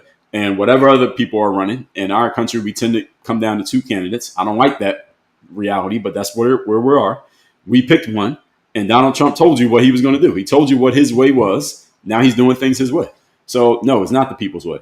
Every decision that the president makes after winning the election is not a democratic decision. It's not, oh, let me go see what the people think before I fire the head of the BLS. No, it's here's what I want to do because the people already chose me and gave me the authority to make decisions. That's the reason why you choose a leader. So the leader has the authority to do what they want to do. If you don't like what the leader is doing and you disagree with the decision that they're making, then the next time there comes an opportunity to choose a leader, you choose somebody else. So user 810, you are absolutely factually incorrect. The president does things the way they want to do it because we chose them based on the way that they sold themselves for doing things. Now, if we don't like it, then you choose somebody else. Rubicon said they liked it under Biden. Yes, interestingly enough. Erica Gomez said, you look so nice. Thank you, Erica. User said he has no right to kick people out of D.C. He didn't kick her out of D.C. He just fired her from her job, which he does have a right to do. D Dice said, where are the files? Which ones? And B-Ball 8186 said, all that is true. No lies. I don't know what you're referring to, but okay. Traditional said all spammers will get blocked. That's correct. So if you're spamming my comments, you get blocked. All right, there will be no warnings. Roberta Powell Kelly said, don't tell people that someone can't walk into a hospital, pick up a clipboard, and become a doctor. Well, this is a straw man frame here, Roberta Powell Kelly. That's a straw man. Don't tell people what. What are you referring to? I think you're referring to the part where I was talking about qualifications. What qualifies you to do something is the fact that you're doing it. What you're saying is someone can't walk into a hospital, pick up a clipboard, and become a doctor. This is what we call the absurd absolute, which is often they tell for cognitive dissonance. Cognitive dissonance is when someone hears or experiences something that goes against the grain of their preset beliefs. So is what you're saying here, you can't walk into a hospital and become a doctor. Is that true? Yes, it is. The problem is you're using the absurd absolute. The same way I could say somebody can't walk onto the court at Madison Square Garden and be a member of the New York Knicks. That's correct. What qualifies you, what I said, let me say it again. You clearly heard me, but you're misconstruing my point to make a straw man. So you get a straw man of the day award for doing it. Is that the qualification for doing something is the fact that you started doing it. I mean that directionally, and you could also apply it literally. If you pick up a clipboard and claim that you're a doctor inside of a hospital, well, you'll get arrested and carried away. So it wouldn't work. You can actually do it. You will never meet with a patient because there's none on your schedule, and nobody's going to believe you're a doctor because you probably don't even look the part and you don't even know what to say. So you wouldn't be able to do that. So this absurd absolute that you're throwing out there, this hypothetical, doesn't even make any sense because you couldn't do it. I couldn't just walk on the court at Madison Square Garden and start running up and down the court and somebody passing me the ball because people are like, who's that guy? He's not even on the team. I would get arrested before I even made it to the court. So what you're saying is technically accurate, but it wouldn't even happen. Qualification means you have actually started doing it. And I gave you an example of, for example, me being on this video talking. That qualifies me. Now, there are certain areas where you need prerequisites in order to be qualified. So in order to be in the hospital, wearing a lab coat and seeing patients, well, you have to go through all the prerequisites, which is like going to medical school, getting hired, being recognized as a member of the staff, et cetera, et cetera. So Gary said, what qualifies is training and experience. Not necessarily. Not true. Kamala had, I don't know if you want to call it training, but she had experience. She had worked in all three branches of government. She had been in the judicial branch, she had been in the congressional branch, and she had been in the executive branch. So she had the experience. I don't know if you want to call that training, but let's just say that it is. That doesn't qualify her because to be qualified to run for president in the United States of America, generally speaking, you go through the gauntlet and you beat everybody else who wants to qualify. And whoever beats everybody in that competition gets to be in the final two, the Democratic nominee and the Republican nominee. Kamala Harris tried to do that in 2019. It didn't work. She ended up working for Biden, and she was able to kind of backdoor her way into the quote unquote nomination in 2024. And one of the reasons that she got beat is not because she got in underneath of Biden when he stepped down, because she's supposed to, or technically you could say she's supposed to. The reason that she didn't win, and this is my perspective on it, the reason that she didn't win is because she had never gone through the gauntlet and beat all the competition in order to even get the nomination, which means she was not ready for the full-time position because she hadn't gone through the gauntlet by beating everybody else. It's kind of like getting named the number one contender to fight for the heavyweight championship, but you didn't have to fight anybody else. You just announced that you're a boxer yesterday. Now tomorrow you get to fight the number one. You get to fight the champion, but you didn't have to fight anybody else to earn your spot. You're not ready. So even though you technically get the opportunity, you're probably not going to win because you're not ready because you didn't have to fight anybody else to get there. That's what I mean when I talk about Kamala. So training and experience does not qualify you to do something. What qualifies you to do something is the fact that you actually did it and or you went through any noted prerequisites in order to get there. For example, being a doctor, there are noted and clear legal prerequisites to be a doctor. So just because you walk in the hospital and pick up a clipboard, you can't be a doctor because you didn't go through the noted, legal, required, documented prerequisites. So you all with these straw men, y'all got to come with something better. T. Green said the person in the White House now is not qualified. Well, that's factually inaccurate. He is qualified because he went through the gauntlet. He beat all the other people who wanted the nomination. And then he went in a one-on-one battle and he beat the other person who wanted the position twice. So, yes, he does. He is qualified. Chin Up Buttercup, thank you for the follow. Eric said, I don't believe none of this. I don't know what you're responding to, but okay. You don't have to believe anything if you don't want to. Dwayne Mitchell, good morning. Root Man for you said, I love your logic. Thank you. Pepper Jack, thanks for the follow. Jim Jones, thanks for the follow. Shukum Shonguya, thank you for the share. Hip Hop said Heritage Foundation. Yeah, what about them? Julie Barker, thanks for the follow. Cody said they need help in Congress. Who's they? It's 500 plus people in Congress. Holiday said, have you noticed this guy not saying anything to benefit the people? Anything like what? Holiday, give me something that benefits the people. I'll repeat whatever you put in the comments. I'll say it so then it will benefit the people. Tell me what it is. Hip Hop said, you're in favor of your rights being taken away. Which ones? Name them. Name the rights of mine that I'm in favor of having taken away. Name them. Give me number them. 1, 2, 3, name them. Give me your top 3.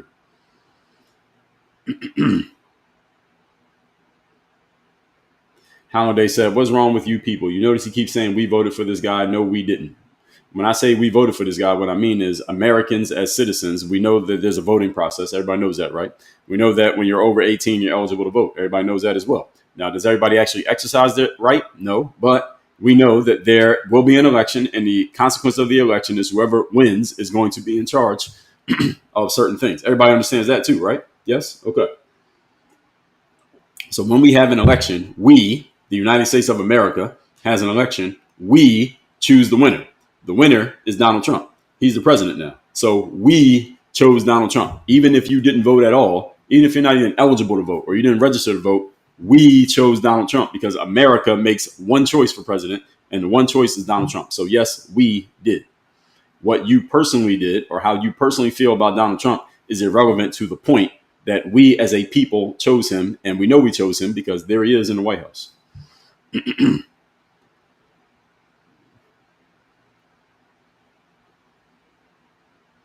Just Calm Down said, then how do you know? How do I know what? What are you responding to?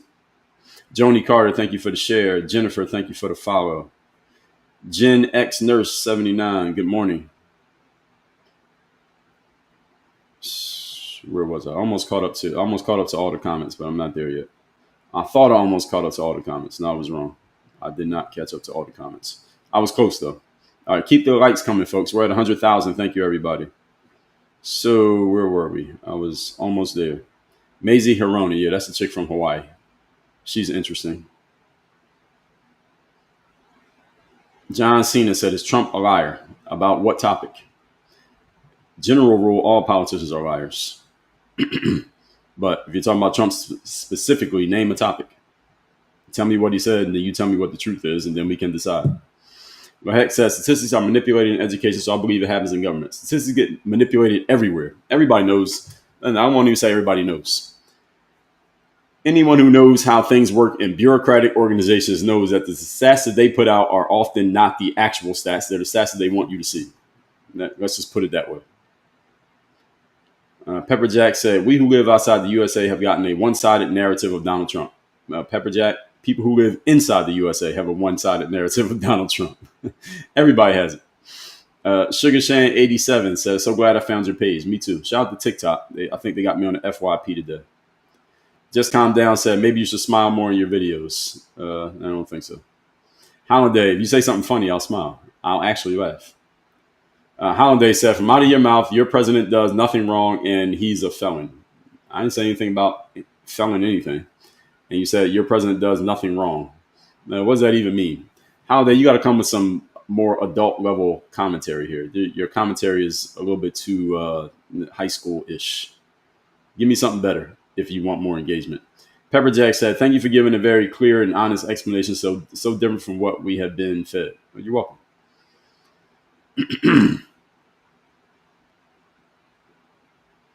Let's see. Liz said, females shouldn't get a pass and men don't the same pass. I disagree with that, Liz, and here's why.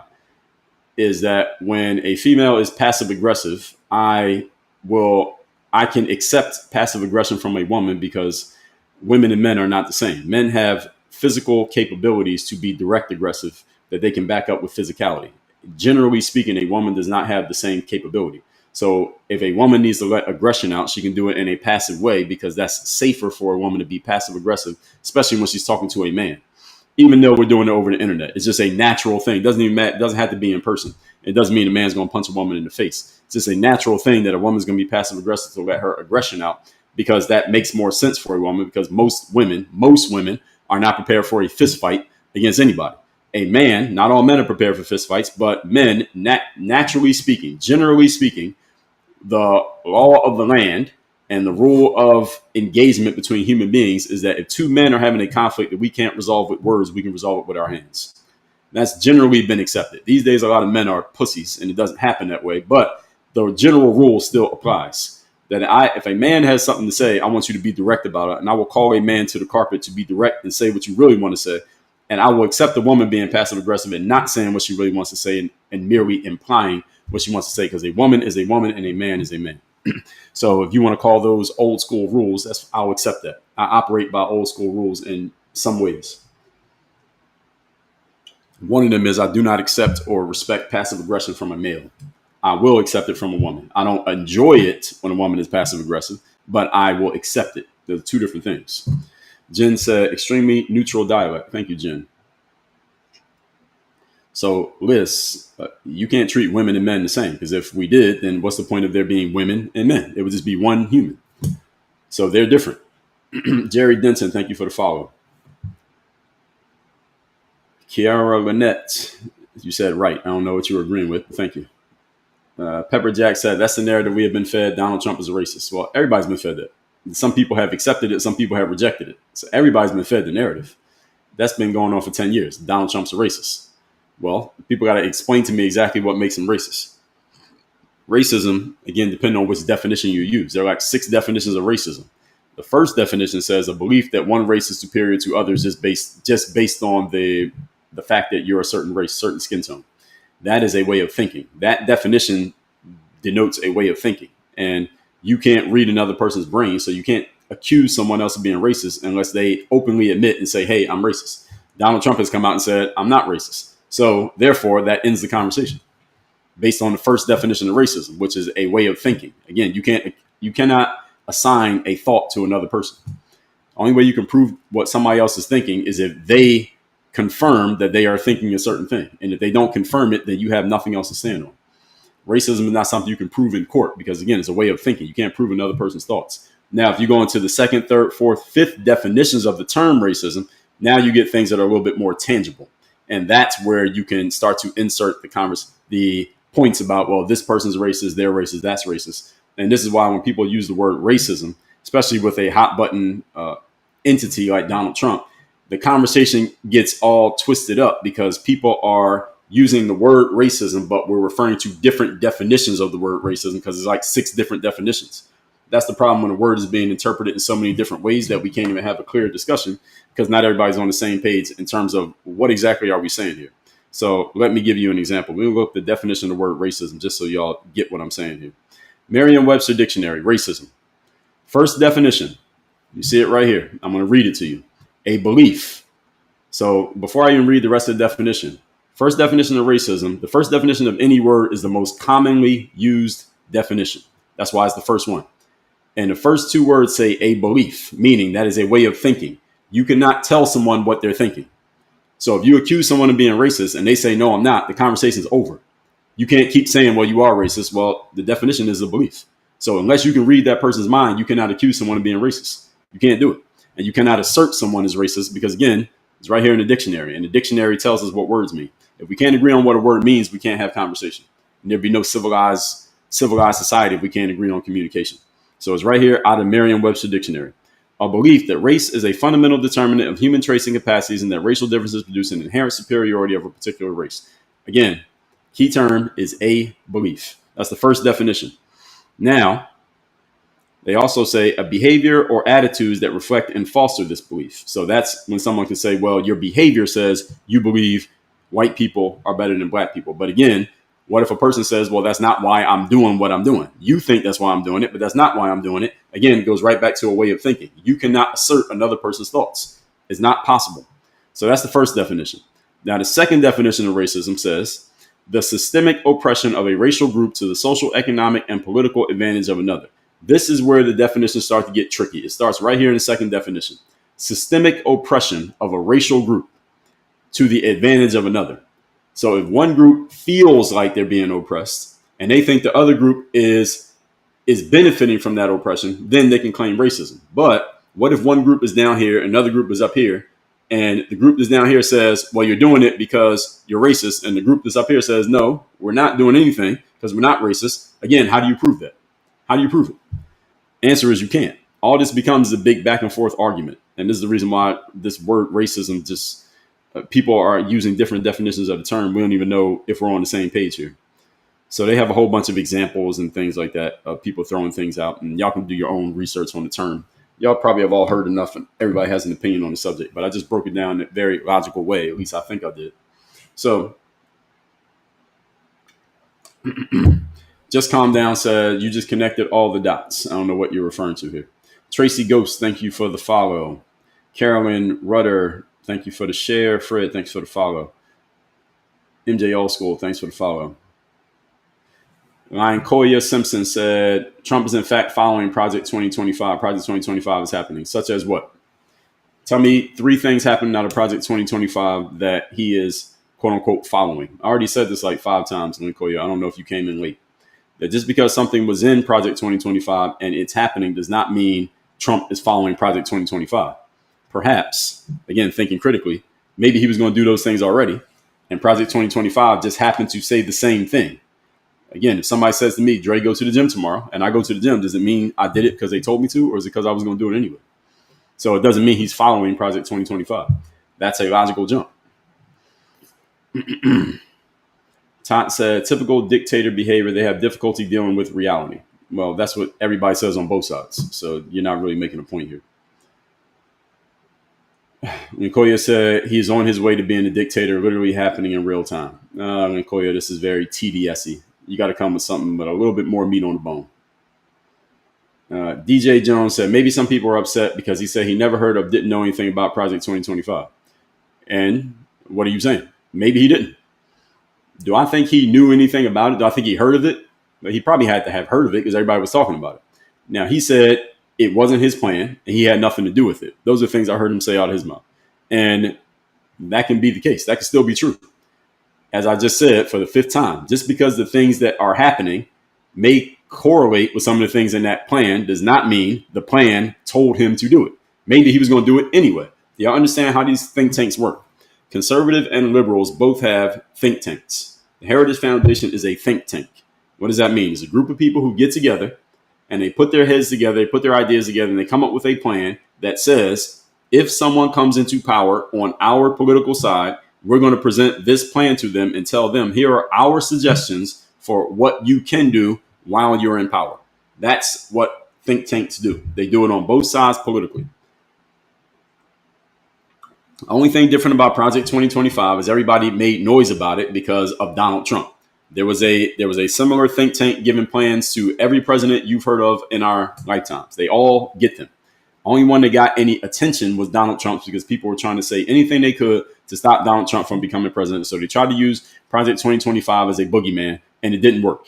All right, so people are still talking about it 8 months, 10 months later, as if you're proving a point. Or he already won the damn election. Okay, so, and I already did 4 hours on this stuff. I just showed y'all 20 minutes ago. Did I show everybody? Put yes in the comments. So the people who came in late, put yes in the comments that I not just show you on YouTube that I've done 4 hours talking about Project 2025, actually talking about the actual things in the plan and what I thought about them. I did put yes in the comments just to confirm that I did that for people who came in late. So I've already talked about this stuff in detail. So people saying that he's on his way. So Linkoya said he's on his way to becoming a dictator. You got to come with something better than that. And DJ said people are upset because he said he didn't hear of or didn't know anything about Project 2025. What are you upset about? Why are you upset? IT said, I don't drink either. I don't like to think I'm not in complete control of my own mind. Well, I have drank before. I have had alcohol before, but I don't drink anymore. Last time I was drinking was in college. When Koya said Trump already knew about Project 2025. Well, maybe he did, maybe he didn't. I mean, what's your point? That's my question. What's your point? Matt Poeta said, instead of looking for the data, you just drop to your knees when Trump speaks. So here's another. So we got we'll call this an appeal to ridicule and a straw man by Matt. Congratulations, Matt. You're famous. You got shouted out for the straw man of the day. I think I gave away like 5 of these awards today. So congrats, Matt, for another one. Troy said, I don't know why people are against cleaning shit up. Well, what do you mean? The Tomahawk guy, thanks for the follow. Karen said, what is the highest amount in a single day straw man awards you have given? Usually I stop after 3 because I get tired of calling them out. There's so many that I can't call them out every time because I would be doing it like every 3 minutes. So the most I've ever given out, I don't know. Often what happens, Karen, is that the same person keeps throwing straw mans out there and I just keep pointing them out in the same person. So you don't get more than one award. See, there are some awards you only get it one time. And if you do the same thing again, you don't get another trophy. You only get one trophy. So sometimes people only get one trophy, even though they did it like 20 times. So it's not like the Grammys where you get an award for every single thing you do. You get one trophy and that's it. Boss, thank you for the follow. Carla said, I missed the first and second place straw man awards. Don't worry, Carla. It's nothing you haven't heard before. It's the same stuff. Same stuff coming from different people. Holiday said, this guy is hilarious. Thank you, Holiday. Michelle, Brian McKissick, thank you for the follow. Nicoya said, defunding the Department of Education and hoping privatizing education for billionaires. Okay, let's talk about that one. I did a whole live on defunding the Department of Education. Let me prove it. So I'm going to show you all the receipts. I think this is something I'm going to start doing. I'm going to start showing the receipts. So department, I don't know how I spelled this, or if I shorthanded it, or if I laid it out. But I know I talked about Department of Education. So demolish the Department of Education 8 months ago on YouTube. There I am right there. You see, it looks just like me. 8 months ago, I talked about Department of Education. I talked about Department of Education being finished 4 months ago when they actually started doing stuff. There it is. There's me again. Let's see.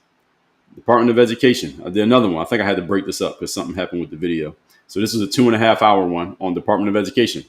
There I am again. This is all on YouTube, by the way. I'm just giving y'all the receipts so y'all know that I'm not just saying stuff. And I made it very clear for years. First of all, public school, Department of Education runs public schooling. I'm not a fan of public schooling. I'm a product of public school. And I became, quote unquote, successful, not because of my public school education, but despite my public school education. So I'm technically a success story of public schooling. Public schools are government sponsored education. That's what it is. Public school is funded by the government. It is directed by the government. Department of Education is the federal organization that oversees all the state level departments of education. So if the Department of Education was to go away, let's just say it completely disappeared, to Linkoya Simpson here. If it completely disappeared, that does not mean that public schools would automatically collapse and that nobody would have any money and nothing would happen.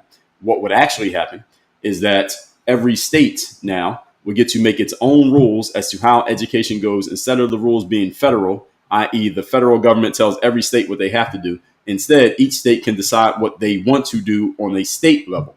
I have been a huge proponent, and I've said this over and over again.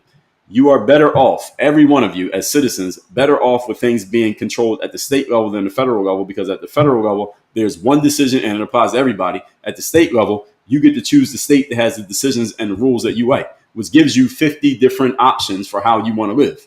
If America makes a federal rule, you have no options. You either live in America or you leave America. Most people don't want to leave America. So getting rid of the Department of Education would not collapse education. All it would do is take the money that goes to the Department of Education, most of which goes to bureaucracy and administration, not to education, not to the kids. It goes to the bureaucracy and administration, the people who work there. That's where the money goes. That same money now can be distributed to the states, and the states can make their own decisions based on who you vote for governor, for who you vote for county, for who you vote for your local city commissioners, and who you vote for mayor. They can choose how the education goes where you live, and if you don't like it, now you can move somewhere else, to a different state or to a different municipality. So removing the Department of Education does not do anything to hurt the students, but it's been framed that way by a lot of people on the political left who know better, and a lot of people who follow the political left who don't know better, but they like repeating talking points that sound good emotionally but make no sense logically. And Coleman Simpson, you are guilty of this. So I'm glad you brought that up. And privatizing education for billionaires, that doesn't make any sense. That's a straw man frame. How are they privatizing education for billionaires? You can privatize education without being a billionaire. You could be a thousandaire and privatize education. You could be a hundredaire and privatize education. How do you privatize education? Take your kids out of public school and homeschool them.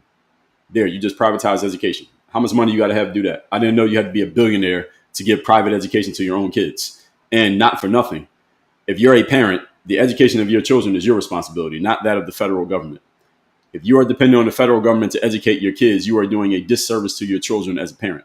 That doesn't mean that you're wrong for sending your kids to a public school. Let me be clear. I went to a public school, but my parents took more ownership over my education than they were giving to the school. So I went to school, but my mom specifically, she was very much on top of my sister and I, what we did academically. So I became a quote unquote success story because of my parents, not because of the schools that I went to. And if my parents didn't like the school I was at, they would have got me in a different school. And they didn't like any of the schools, they would have took me out of school. I know this because I just know what my mom's determination was when it came to education. So any of you talking about defunding the Department of Education is for billionaires, first of all, it makes no logical sense. You don't even know how the Department of Education works or what it does. And secondly, if defunding the Department of Education is a bad thing, since when did we get happy and excited about anything being provided to us from the government, especially for our children? Are you crazy? You want the government educating your kids? Why? I don't want the government educating my kids. Shout out to the teachers out there, but there's no teacher in America, not one, who can teach my kids better than me. Not one. Nobody. So I will privatize my kids' education, and I'm not a billionaire. So your frame here is completely off. And Koya said, imagine supporting, so this is a straw man already. Imagine supporting and Koya already got a straw man award, so we're not giving her another one. Imagine supporting the defunding of government programs for the less fortunate for privatization. It's not for privatization. Again, public schools will still exist. They get their money from the state, and the Department of Education money can go right to the state. And even if it is privatized, a private education is better than public education. If I don't homeschool my kids, I'm sending them to a private school that I'll pay for. I will gladly pay for it. I highly doubt my kids end up in a public school. It's possible. I'll have to vet the school. But if they start teaching some nonsense, it's over. As soon as I see that rainbow flag on the wall, it's over. As soon as I see a teacher walking around with a mask on, it's over. And that's my decision because those are my kids. It's not up to the government. It's up to me. So anyway, Mr. Ohio said, this is educational every day. Thank you. Carla, thank you for the goats. 40 goats. Beth B, good morning. Well, heck said, let the files go, enough about them. But there's a deeper story about the files, and it goes way deeper than Trump. Trump is not even 1% of the story of those files. But everybody wants to talk about Trump because people don't like Trump. That was the whole thing. Gomez said, Epstein, you can say his name, said he was Trump's best friend for 10 years. Well, Trump said he was friends with him, but then he stopped messing with him because he was a creep. That was Trump's words. He said he was a creep. So I don't know. What do we do with that? But again, listen to Candace Owens' episode talking about it today. She takes you layers deeper. That's what investigative journalism is supposed to do. Many people still on the surface of the Epstein thing, just talking about Trump. That thing goes 30 years deep, 40 years deep. Trump is this year. Larisha, thank you for the follow. Gomez said, stalling someone short to bring up something other than Epstein. I did whole lives on Epstein. Here we go. Let's pull out the receipts again. Someone is trying to imply that I won't talk about Epstein. Let's see. Here is me last month doing a whole live on the Epstein files. Here's an hour and 20 minutes on it. There you go. Everybody see it? Hour and 20 minutes on Epstein. That's been covered already. Here, 3 weeks ago, I talked about it again because it was hot in the news so much. We talked about it twice in 1 week. Here's another hour and a half about the Epstein files. There you go. See it? Everybody sees that? These are the receipts, folks. I got receipts. Oh, guess what? Last month, did another one.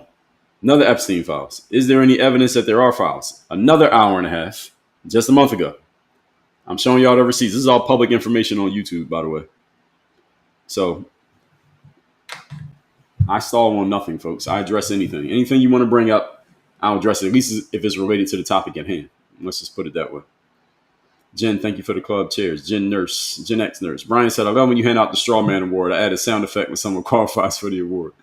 I don't know how to do the sound effects on TikTok. But yeah, I give out so many straw. I can't even give out all the Straw Man Awards I want to give out. There are too many of them. But Gomez, you're trying to make the conversation about Epstein. I just showed you literally 4 to 5 hours of Epstein content. If you really care, I don't think you really do. I think you just want to get some attention. But I'm giving it to you right now. You got it. Gary said, no, had to have training and experience. It depends on the topic, what we're talking about. Lisa W., thanks for the follow. All right, a few more comments here, folks. Then we will wrap this up. Where was I? Okay, so a bunch of y'all co-signed that I did give y'all the receipts. I can show you the receipts on any subject. If I said I talked about it, I will show you the receipts. Or you could just accept that there are receipts. I do these live streams Monday through Friday, 8 a.m. Eastern, by the way. Daniel Akers said, what training do y'all think presidents get? That's exactly. There's no training. You just get in it and you figure it out. That's how it works. Karina023. I appreciate your perspective. Thank you. Gary said, how do you treat people without training? BS. Gary, what are you talking about? Treat people? You talking about a doctor? I said doctors have to go through a specialized training routine, and they have to pass through the requirements in order to become doctors. What are you talking about? Suzanne said, our freedom of speech has already been taken. I don't think so, Suzanne. Where has your freedom of speech been taken? Give me 3 examples. Even give me one solid example how your freedom of speech has been taken. And Suzanne, if nobody knows who you are, you can say anything you want. So what are you talking about? Name me one thing you can't say. And if you did say it, what would happen? The answer is nothing and nobody. And nothing and nothing, actually. Nobody would know. Nobody would care. Nothing would happen to you. So what are you talking about? Mike LeBlanc said, a portion of we chose him, not the entire country, despite the outcome of the election. Well, Mike, you understand directionally what I said, do you not? You're trying to split hairs here, but you're missing. We as a people choose one president. Mike, do you agree? We as a people have one election. Do you agree? We as a people in that one election chose one person, and that person is Donald Trump. So we chose him, even if you don't like the outcome. We chose him because you're an American citizen. You're a citizen of the United States of America. You are part of the we that chose Donald Trump. And many of you have so much TDS that you're not even willing to acknowledge that. Randy Busby, Trucker John, thanks for the follow. AU Hunter, good morning. Thank you. George said, you're a salient and logical thinker. A pleasure to listen to you. Thank you, George. Trucker J, all right, see you tomorrow. Shout out to Trucker J. Trucker J been covering the country.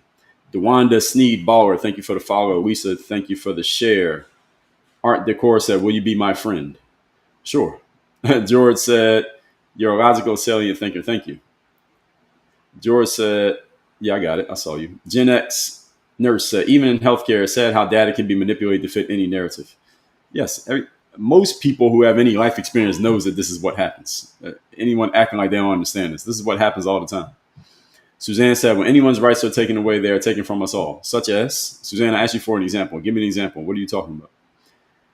Chauncey Gaynor, thank you for the follow. Karina said, I watched Candace live yesterday, planning to watch more to see what her findings are. Yes, you should. Candace has good stuff going deep on certain subjects. So she did Weinstein. She's doing Epstein. She did Brigitte Macron. She did Kamala Harris last year. So she does these deep dives that take like 10 episodes to uncover the whole story, but she's pretty good at it. Kuya said, I like your responses because they are direct and to the point. Yeah, that tends to be my style. Kuya, thank you for the lightning bolt. Vanessa sells Vegas. Shout out to Vegas. Vanessa, appreciate it. AI said, you can infer from their actions unless intent don't matter. Well, who judges the intent? That's the problem. You can infer things from actions, but it depends on why somebody did something. Me and you could do the same thing for two different reasons. Somebody goes to the gym because they're getting ready for a sports competition where they're trying to come in first place in the world. Another person goes to the gym because they just came from the doctor, and the doctor said, you don't lose some weight, you're going to have a heart attack. So what can you infer from both people being in the gym? Nothing, because you don't know enough information. So it sounds good on the surface, but it doesn't quite make sense when you go one layer deeper than that. Most people think on the surface, then they make comments like what you just said that don't stand up to any type of critical thinking test. Santel, thanks for the share. Stewie Girl, thank you for the follow. B. Victoria said, acts of a person. I just told you. I just gave you an example right there. Two people in the gym. Why are they both there? You don't know. They got two different reasons to be there. If you don't talk to them, you don't know why they're there, but they're both there. Robbie Lance said, Dre is the GOAT. Thank you, Robbie. I agree. I am the GOAT. Scratch, thank you for the follow. Sherry said, love your content and honesty. Thank you, Sherry. Wait a minute. Give me 1 second.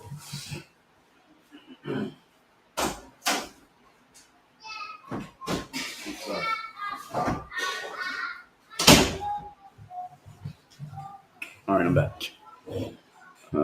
Walking Tall and Alone said, that's why the elite whites focus solely on poor whites. Is that true? I don't know. I'm not white. I don't know. The U.S. courts decide what's racist and what is not. In some cases, I don't like the fact that they decide that. But generally, if you're going to claim racism, you got to come with something with a little bit more substance than just saying, oh, this person's racist. Racism is not a crime, by the way. So the U.S. courts don't actually decide, Richie. They may decide something that goes further, and they may use racism as a reason/motive, depending on the argument. But racism is not a crime. So the court, racism is not something you bring to court, because people are allowed to be racist. If there's a room of white people over there who hate all black people, they got a right to that. They can even tell me that they hate all black people when I'm walking by. They got a right to that. All right, free speech, First Amendment. If you believe that your race is superior to another race just because of race, you have a right to believe that. Racism is legal. By the way, receipts. Here's my receipt on that. I did an episode on my podcast 2 years ago, episode 1378. Here's me, not in a suit, right there talking about it. Racism is legal. There it is. That's the title of the video. Look it up on YouTube. Racism is legal, episode 1378. My podcast is at episode number 3,400 now. So this was 2,000 episodes ago I said this. So any of you thinking I'm just coming up with this stuff out of nowhere, no, I'm not. I'm saying this stuff for a long time. This is not new. Jen Weish, thank you for the share. Wes said, what are the bad things in Project 2025? I've asked that question. Nobody's answered it yet, so I'm waiting. Sensei said, do you believe the Haitians were eating dogs in Ohio like Trump proclaimed? Well, Sensei, are you taking Trump's metaphorical statements and interpreting them literally? If so, you're straw manning him, because that's Trump's communication style, and everybody knows that by now. It's been 10 years. The guy speaks in metaphors. He's not talking literally. So he says they're eating the cats, they're eating the dogs. It's not about whether he's actually right that they're eating the cats and eating the dogs. The thing that matters is that was a year ago, and you still remember that he said it. That was the point. And a lot of people get so reactive about Donald Trump and repeat what he said as if you're disproving him when you're actually helping him, because all you're doing is taking the idea that he set in your head and you are proving that it worked. That's Donald Trump's style. He says something, gets you reacting to it, and then you keep repeating it. And it's been a year since he said that. They're eating the cats, they're eating the dogs, and now people still remember it. And now somebody's asking me the question, do I think they really were? It doesn't matter. You know what matters is that a bunch of people believed it, and that added fuel to his fire of we need to get people who are not with proper documentation out of our country. That was the real point of the comment. And then he got a bunch of people who didn't like him to get all reactive and say, oh, well, Donald Trump's saying they're eating the cats, they're eating the dogs. Every time you repeat it, all you're doing is reinforcing that image in people's heads. And they're saying that means we got to get the people without proper documentation out of here. That was the point of the statement. So Sensei, I think you're saying this to discredit him, but you're actually helping him by repeating it. B said, Trump don't even know what he been saying. That's why others have to explain it. Okay, well, that's a cope right there, B. If you believe that, okay, and explain how he won 2 national elections with 150 million voters. If you really believe he don't know what he's saying, how did he get 80 million people to vote for him if he don't know what he's saying? Explain that. Christopher Perez, thank you. Suey said, glad your live popped up. Fantastic explanations. People wake up and listen to this gentleman. Well, some of them want to listen, Stewie girl. Some of them don't want to listen. But I understand. Kay Gunter, thank you for the follow.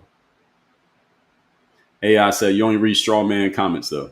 No, I'm reading a whole bunch of comments. I'm reading damn near every comment I see. Jennifer, thank you for the follow. Jennifer Standstill. Carlos said, can we get some goat gifts? Yeah, can we get some goat gifts, everybody? Mara Mazzori, thank you for the share. Trucker John, thanks for the share.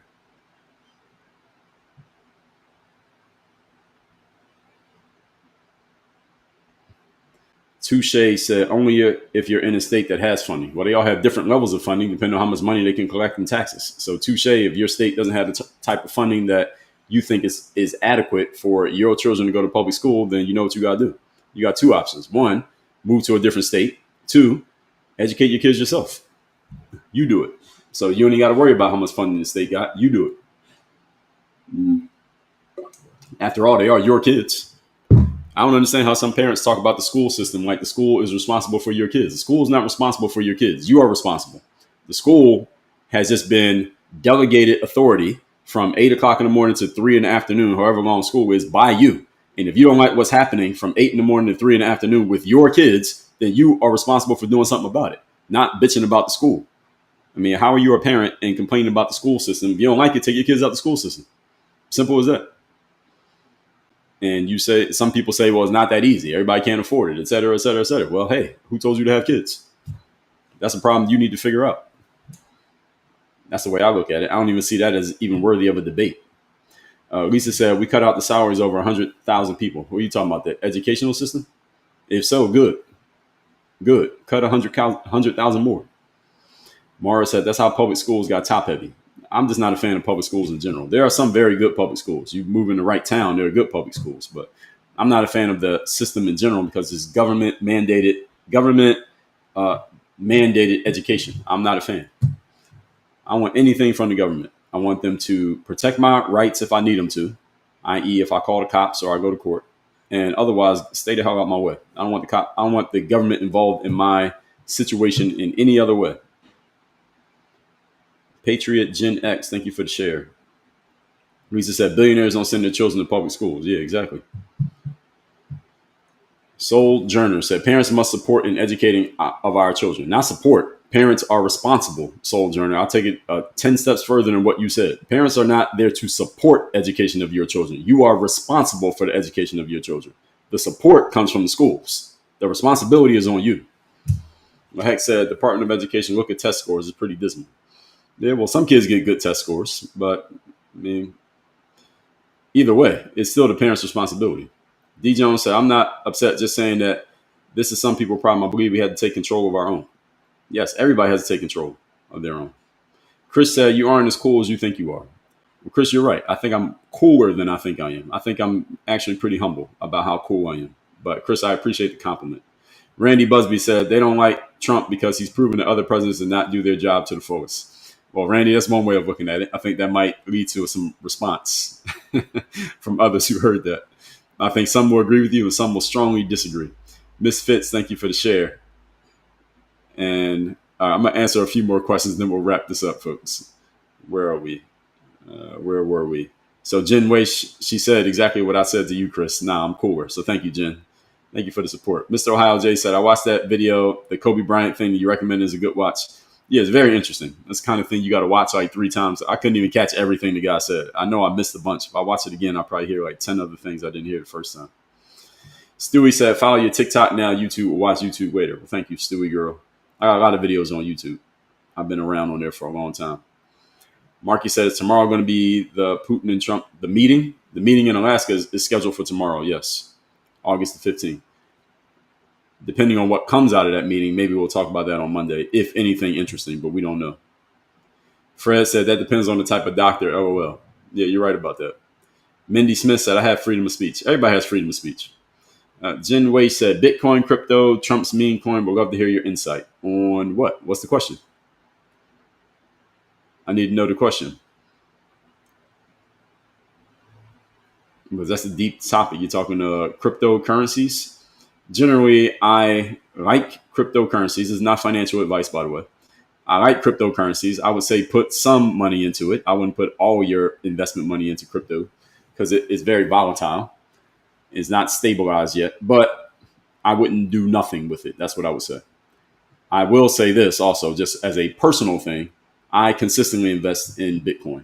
But again, this is not financial advice. Please speak to a licensed financial advisor before making any investment decisions. Dr. Fred Bear said Epstein list only exists because New York Times said it does. No list has ever been confirmed. That is correct. Well, Pam Bondi says she had a list, and then she said it was files, and then she said it was nothing, and why are we talking about it again? So she kind of put her foot in her mouth by the way she said that. That's why another reason people are jumping on it. And Trump did say during his campaign he's going to release these files and et cetera. So he set himself up for this. It's fair game for people to keep calling it out because he's not going to put them out. I doubt this list is coming out. I think Donald Trump got a phone call. Y'all know what I mean? He got a phone call from some people whose names we don't know that said, yeah, you better leave that one alone. And Donald Trump said, okay, I'm going to leave that one alone. And this is why we're where we are. AI said, how do courts prove content? Well, lawyers prove content. Courts decide on what was proven. And it comes down to a judgment call. That's literally why they're called judges. It comes down to a judgment call, which is why, here we go with the receipts again. Let me give you another receipt. Y'all don't even know what the receipt is I'm about to show you. The receipt is, now I got to find it. I need another word. Here it is, part 1 of 2-part series on my podcast. Stay out of court. There it is. You see me right there on video? Stay out of court. I literally have a video telling you to stay out of court. 2-part series on my podcast. My podcast is called Work on Your Game. You can find it on Apple or Spotify. I did a 2-part series telling you to stay out of court. Even if you think you're right, you don't want to go to court. Why? Because when you go to court, you're leaving your fate in the hands of another person to make a judgment call about your behavior. You don't want that. So how do courts prove intent? Well, there's a lot of different ways. The lawyers prove intent. The courts decide. I don't want the courts deciding anything about my life. That's why I try my best to stay out of court. So none of y'all want to go to court. But since most people don't follow that advice, if you want to have a good career that guarantees money, become a lawyer because you're always going to be in court. Because most people don't follow the advice that I just showed you. Dr. Fred, thank you for the follow. Randy said, I don't know what you're referring to. Not Randy, excuse me. AI Inspired said, that's not receipts. What's not receipts? Randy said, racism still exists because they won't let it die off. They keep bringing it up. Who's they? Everybody brings it up. Mostly, I say people claiming racism are people, either white people on the political left or just black people in general, bring up racism a lot. A. King said, what is something you have changed your mind about since starting your podcast? Well, I started my podcast in 2016. I changed my mind about a whole lot of things. Every opinion I have is flexible and subject to change, pending new information, new experiences, and new insights. Any opinion that I've shared here today could change tomorrow if I get new information, new experiences, and new insights. Mike said, metaphorical statements. He put that in quotation marks. He said, you really are full MAGA under the guise of being apolitical. Metaphorical statement has nothing to do with politics, Mike. That's actual literal English grammar. Metaphorical statement. Do you know what it means? Metaphorical statement means I'm saying something that I'm giving you a direction and image, but I don't mean it literally, such as it's raining cats and dogs outside. Does that literally mean there are cats and dogs falling out the clouds? Mike, what are you doing? Bring more substance, please. Blake in Wild says a very low bar for his constituents. Well, he has a lot of constituents, so who are you talking about? And the same thing can be said on the other side. Sabor Bowen, thank you for the follow. A couple more comments, then we'll wrap this up, folks. It's already 10 o'clock. We are overtime. Fred said, no parents go to school board meetings. Generally speaking, that's correct. I mean, some go, but for the most part, most of them ain't there. You're right about that. Hernan the Don said, what kind of schooling would you put your kids in? Work on your game university, my school. There's another chair across the seat from this desk from me. My kids going to sit right there and they're going to listen to me. That's the kind of schooling they're going to go to. Or a private school that I'll pay for. But a public school, I doubt it. I would never say never. If it is a really good public school, maybe. But I'm not a fan of government-sponsored education. That's what I'm saying. Doesn't mean I couldn't send my kid to a public school. I went to a public school. So I'm not knocking the general. Generally, there can be good public schools, and there are good teachers in public schools. But I don't like education sponsored by the government. I have a bigger problem with that. Renee said, love you, Dre. When I get in conversations about sicky subjects, I think, what would Dre say? Well, thank you, Renee. I appreciate that. Love you, too. Kuya said, don't send your children to Dr. Umar school. What school? He ain't got one. That's funny. Scrap, thanks for the follow. Tracy Spencer, thank you for the follow. Kudo, good morning. Mara said, many years ago, college professors stated, stay out of court and hospital. I agree. Whoever that professor was, I agree with that person. Mike said, I obviously know what a metaphorical statement means. You claim to be straightforward and logical. Being straightforward and logical doesn't mean you can't use metaphors, Mike. That's not the same thing. That's a false binary, what you just did there. So you get an award. You get the false binary award today. I think we're just going to give awards for individual logical fallacies. So the straw man is the most common, but we also, false binaries pop up often. So Mike is framing this as if using metaphors means you're not straightforward and that you're not logical. Metaphors are logical. You use metaphors to paint a picture and put an image in the minds of people. When Donald Trump said build a wall, it was a metaphor. He literally did start building a wall, but the metaphor for build a wall was we're going to keep illegals out of our country and we're going to enforce our borders and we're going to protect our immigration laws. That was the image he was putting in the minds of people because most Americans don't live in southern Texas along the border. So why do they care if there's a wall or not? If I live in Wyoming or Connecticut, why do I care about a wall? I'm all the way over here. The point of the wall was the image that we are not going to allow people to just come into our country without proper documentation. That's a metaphor. That logically got everyone to get the point as soon as he said it. And that logical point that everyone got from his metaphorical statement helped him win an election twice. So you're saying that these are two different things as if they're diametrically opposed. They are not. Metaphors and logic work together when you know how to weave them. Donald Trump's pretty good at weaving ideas together.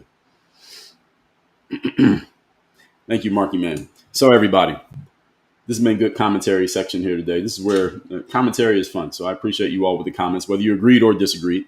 I will be live again tomorrow at 8 a.m. Eastern. I do these lives usually from 8 a.m. to 10 a.m. Eastern, Monday through Friday. So if you like this one, come back tomorrow. If you're not sure about this one, come back tomorrow. If you think I'm great and amazing, come back tomorrow. If you think I'm terrible and I'm just a Trump supporter who won't admit that I'm a Trump supporter and I don't have any logic and I'm giving people logical fallacy awards and I'm trying to duck questions and I won't respond to certain comments. If you think that, come back tomorrow. I'm going to do it all again tomorrow. So we don't know what the topic will be tomorrow. Maybe you'll talk about Donald Trump. Whenever I talk about Donald Trump, it just gets more attention. And when you're on social media, attention is part of the game. So maybe we'll just talk about Donald Trump every day. Probably not. But we might talk about Joe Biden. How about we talk about him? I got some topics that are sitting on the warmers that we haven't gotten to yet, but we'll see what pops up between today and tomorrow. And I will see everybody here 8 a.m. tomorrow morning. Make sure you follow me on. Oh yeah, let me tell you all how y'all can get my books. You get my book the third day, The Discipline, the Decision that Separates the Pros from the Amateurs. This book is all about how you show up and give your best effort when you least feel like it. We give you this book free. Just cover the shipping. Go to thirddaybook.com or just click the link in my profile. That'll take you to a page that has links to all my books.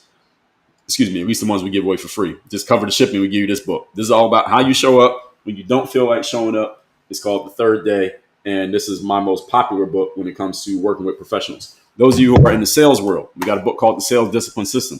The 8 key disciplines of top salespeople in any industry. So you can say goodbye to up and down months and inconsistent habits. And you want to step your sales game up. And everybody is in sales. You're trying to get a date. You're trying to get a boyfriend or girlfriend. You're trying to get a job. Those are all sales. And when you're actually selling, literally selling things, that is sales as well. You get this one for free. Just cover the shipping. Same thing. salesdisciplinebook.com. And I offer one more. This one I didn't mention other times, but people like this one. The Mirror of Motivation. The self-guide to self-discipline. Discipline is the specialty of what we do here at Work on Your Game. And you will notice that this book is all about showing up when you don't feel like it, also known as discipline. This book says literally the sales discipline system. This book right here says the self guide to self discipline. See, I ain't lying to y'all. I'm showing you. Here goes some receipts for you right here. Okay, so discipline is the main thing we do over here. Mirrorofmotivation.com. Mirrorofmotivation.com. This book is free. Also, all you got to do is cover the shipping. We just like giving stuff away for free. We like doing the live streams for free. I like pointing out straw mans for free. We do all this stuff for free. We do stuff for money too. But this is stuff we do for free. That's the entry stuff. Mirrorofmotivation.com. Get this one. Salesdisciplinebook.com. Get this one. ThirdDayBook.com. Get this one. And these are all sales funnels. So when you go in there, we're going to offer you more than one book. I've written a bunch of books. I've written 41 books technically, but who's counting? You get one book. Who reads one book? Most of you who read books with the S on the end. So we're going to offer you more books. You can get more while you're right there inside of our funnel. You can get one if you want to do that. And we got a lot of other ways that you can engage. You'll be on my email list. You can learn more about what we do when it comes to our coaching, consulting, and our programs. That's all. Again, go to any one of these links. You'll get into our world, and then you'll be inside of what we have going on. So I will see everybody 8 a.m. tomorrow morning. Go get yourself a free copy of one of these books. ThirdDayBook.com, SalesDisciplineBook.com, MirrorMotivation.com. Everybody have a great Thursday. Work on your game. We are out of here.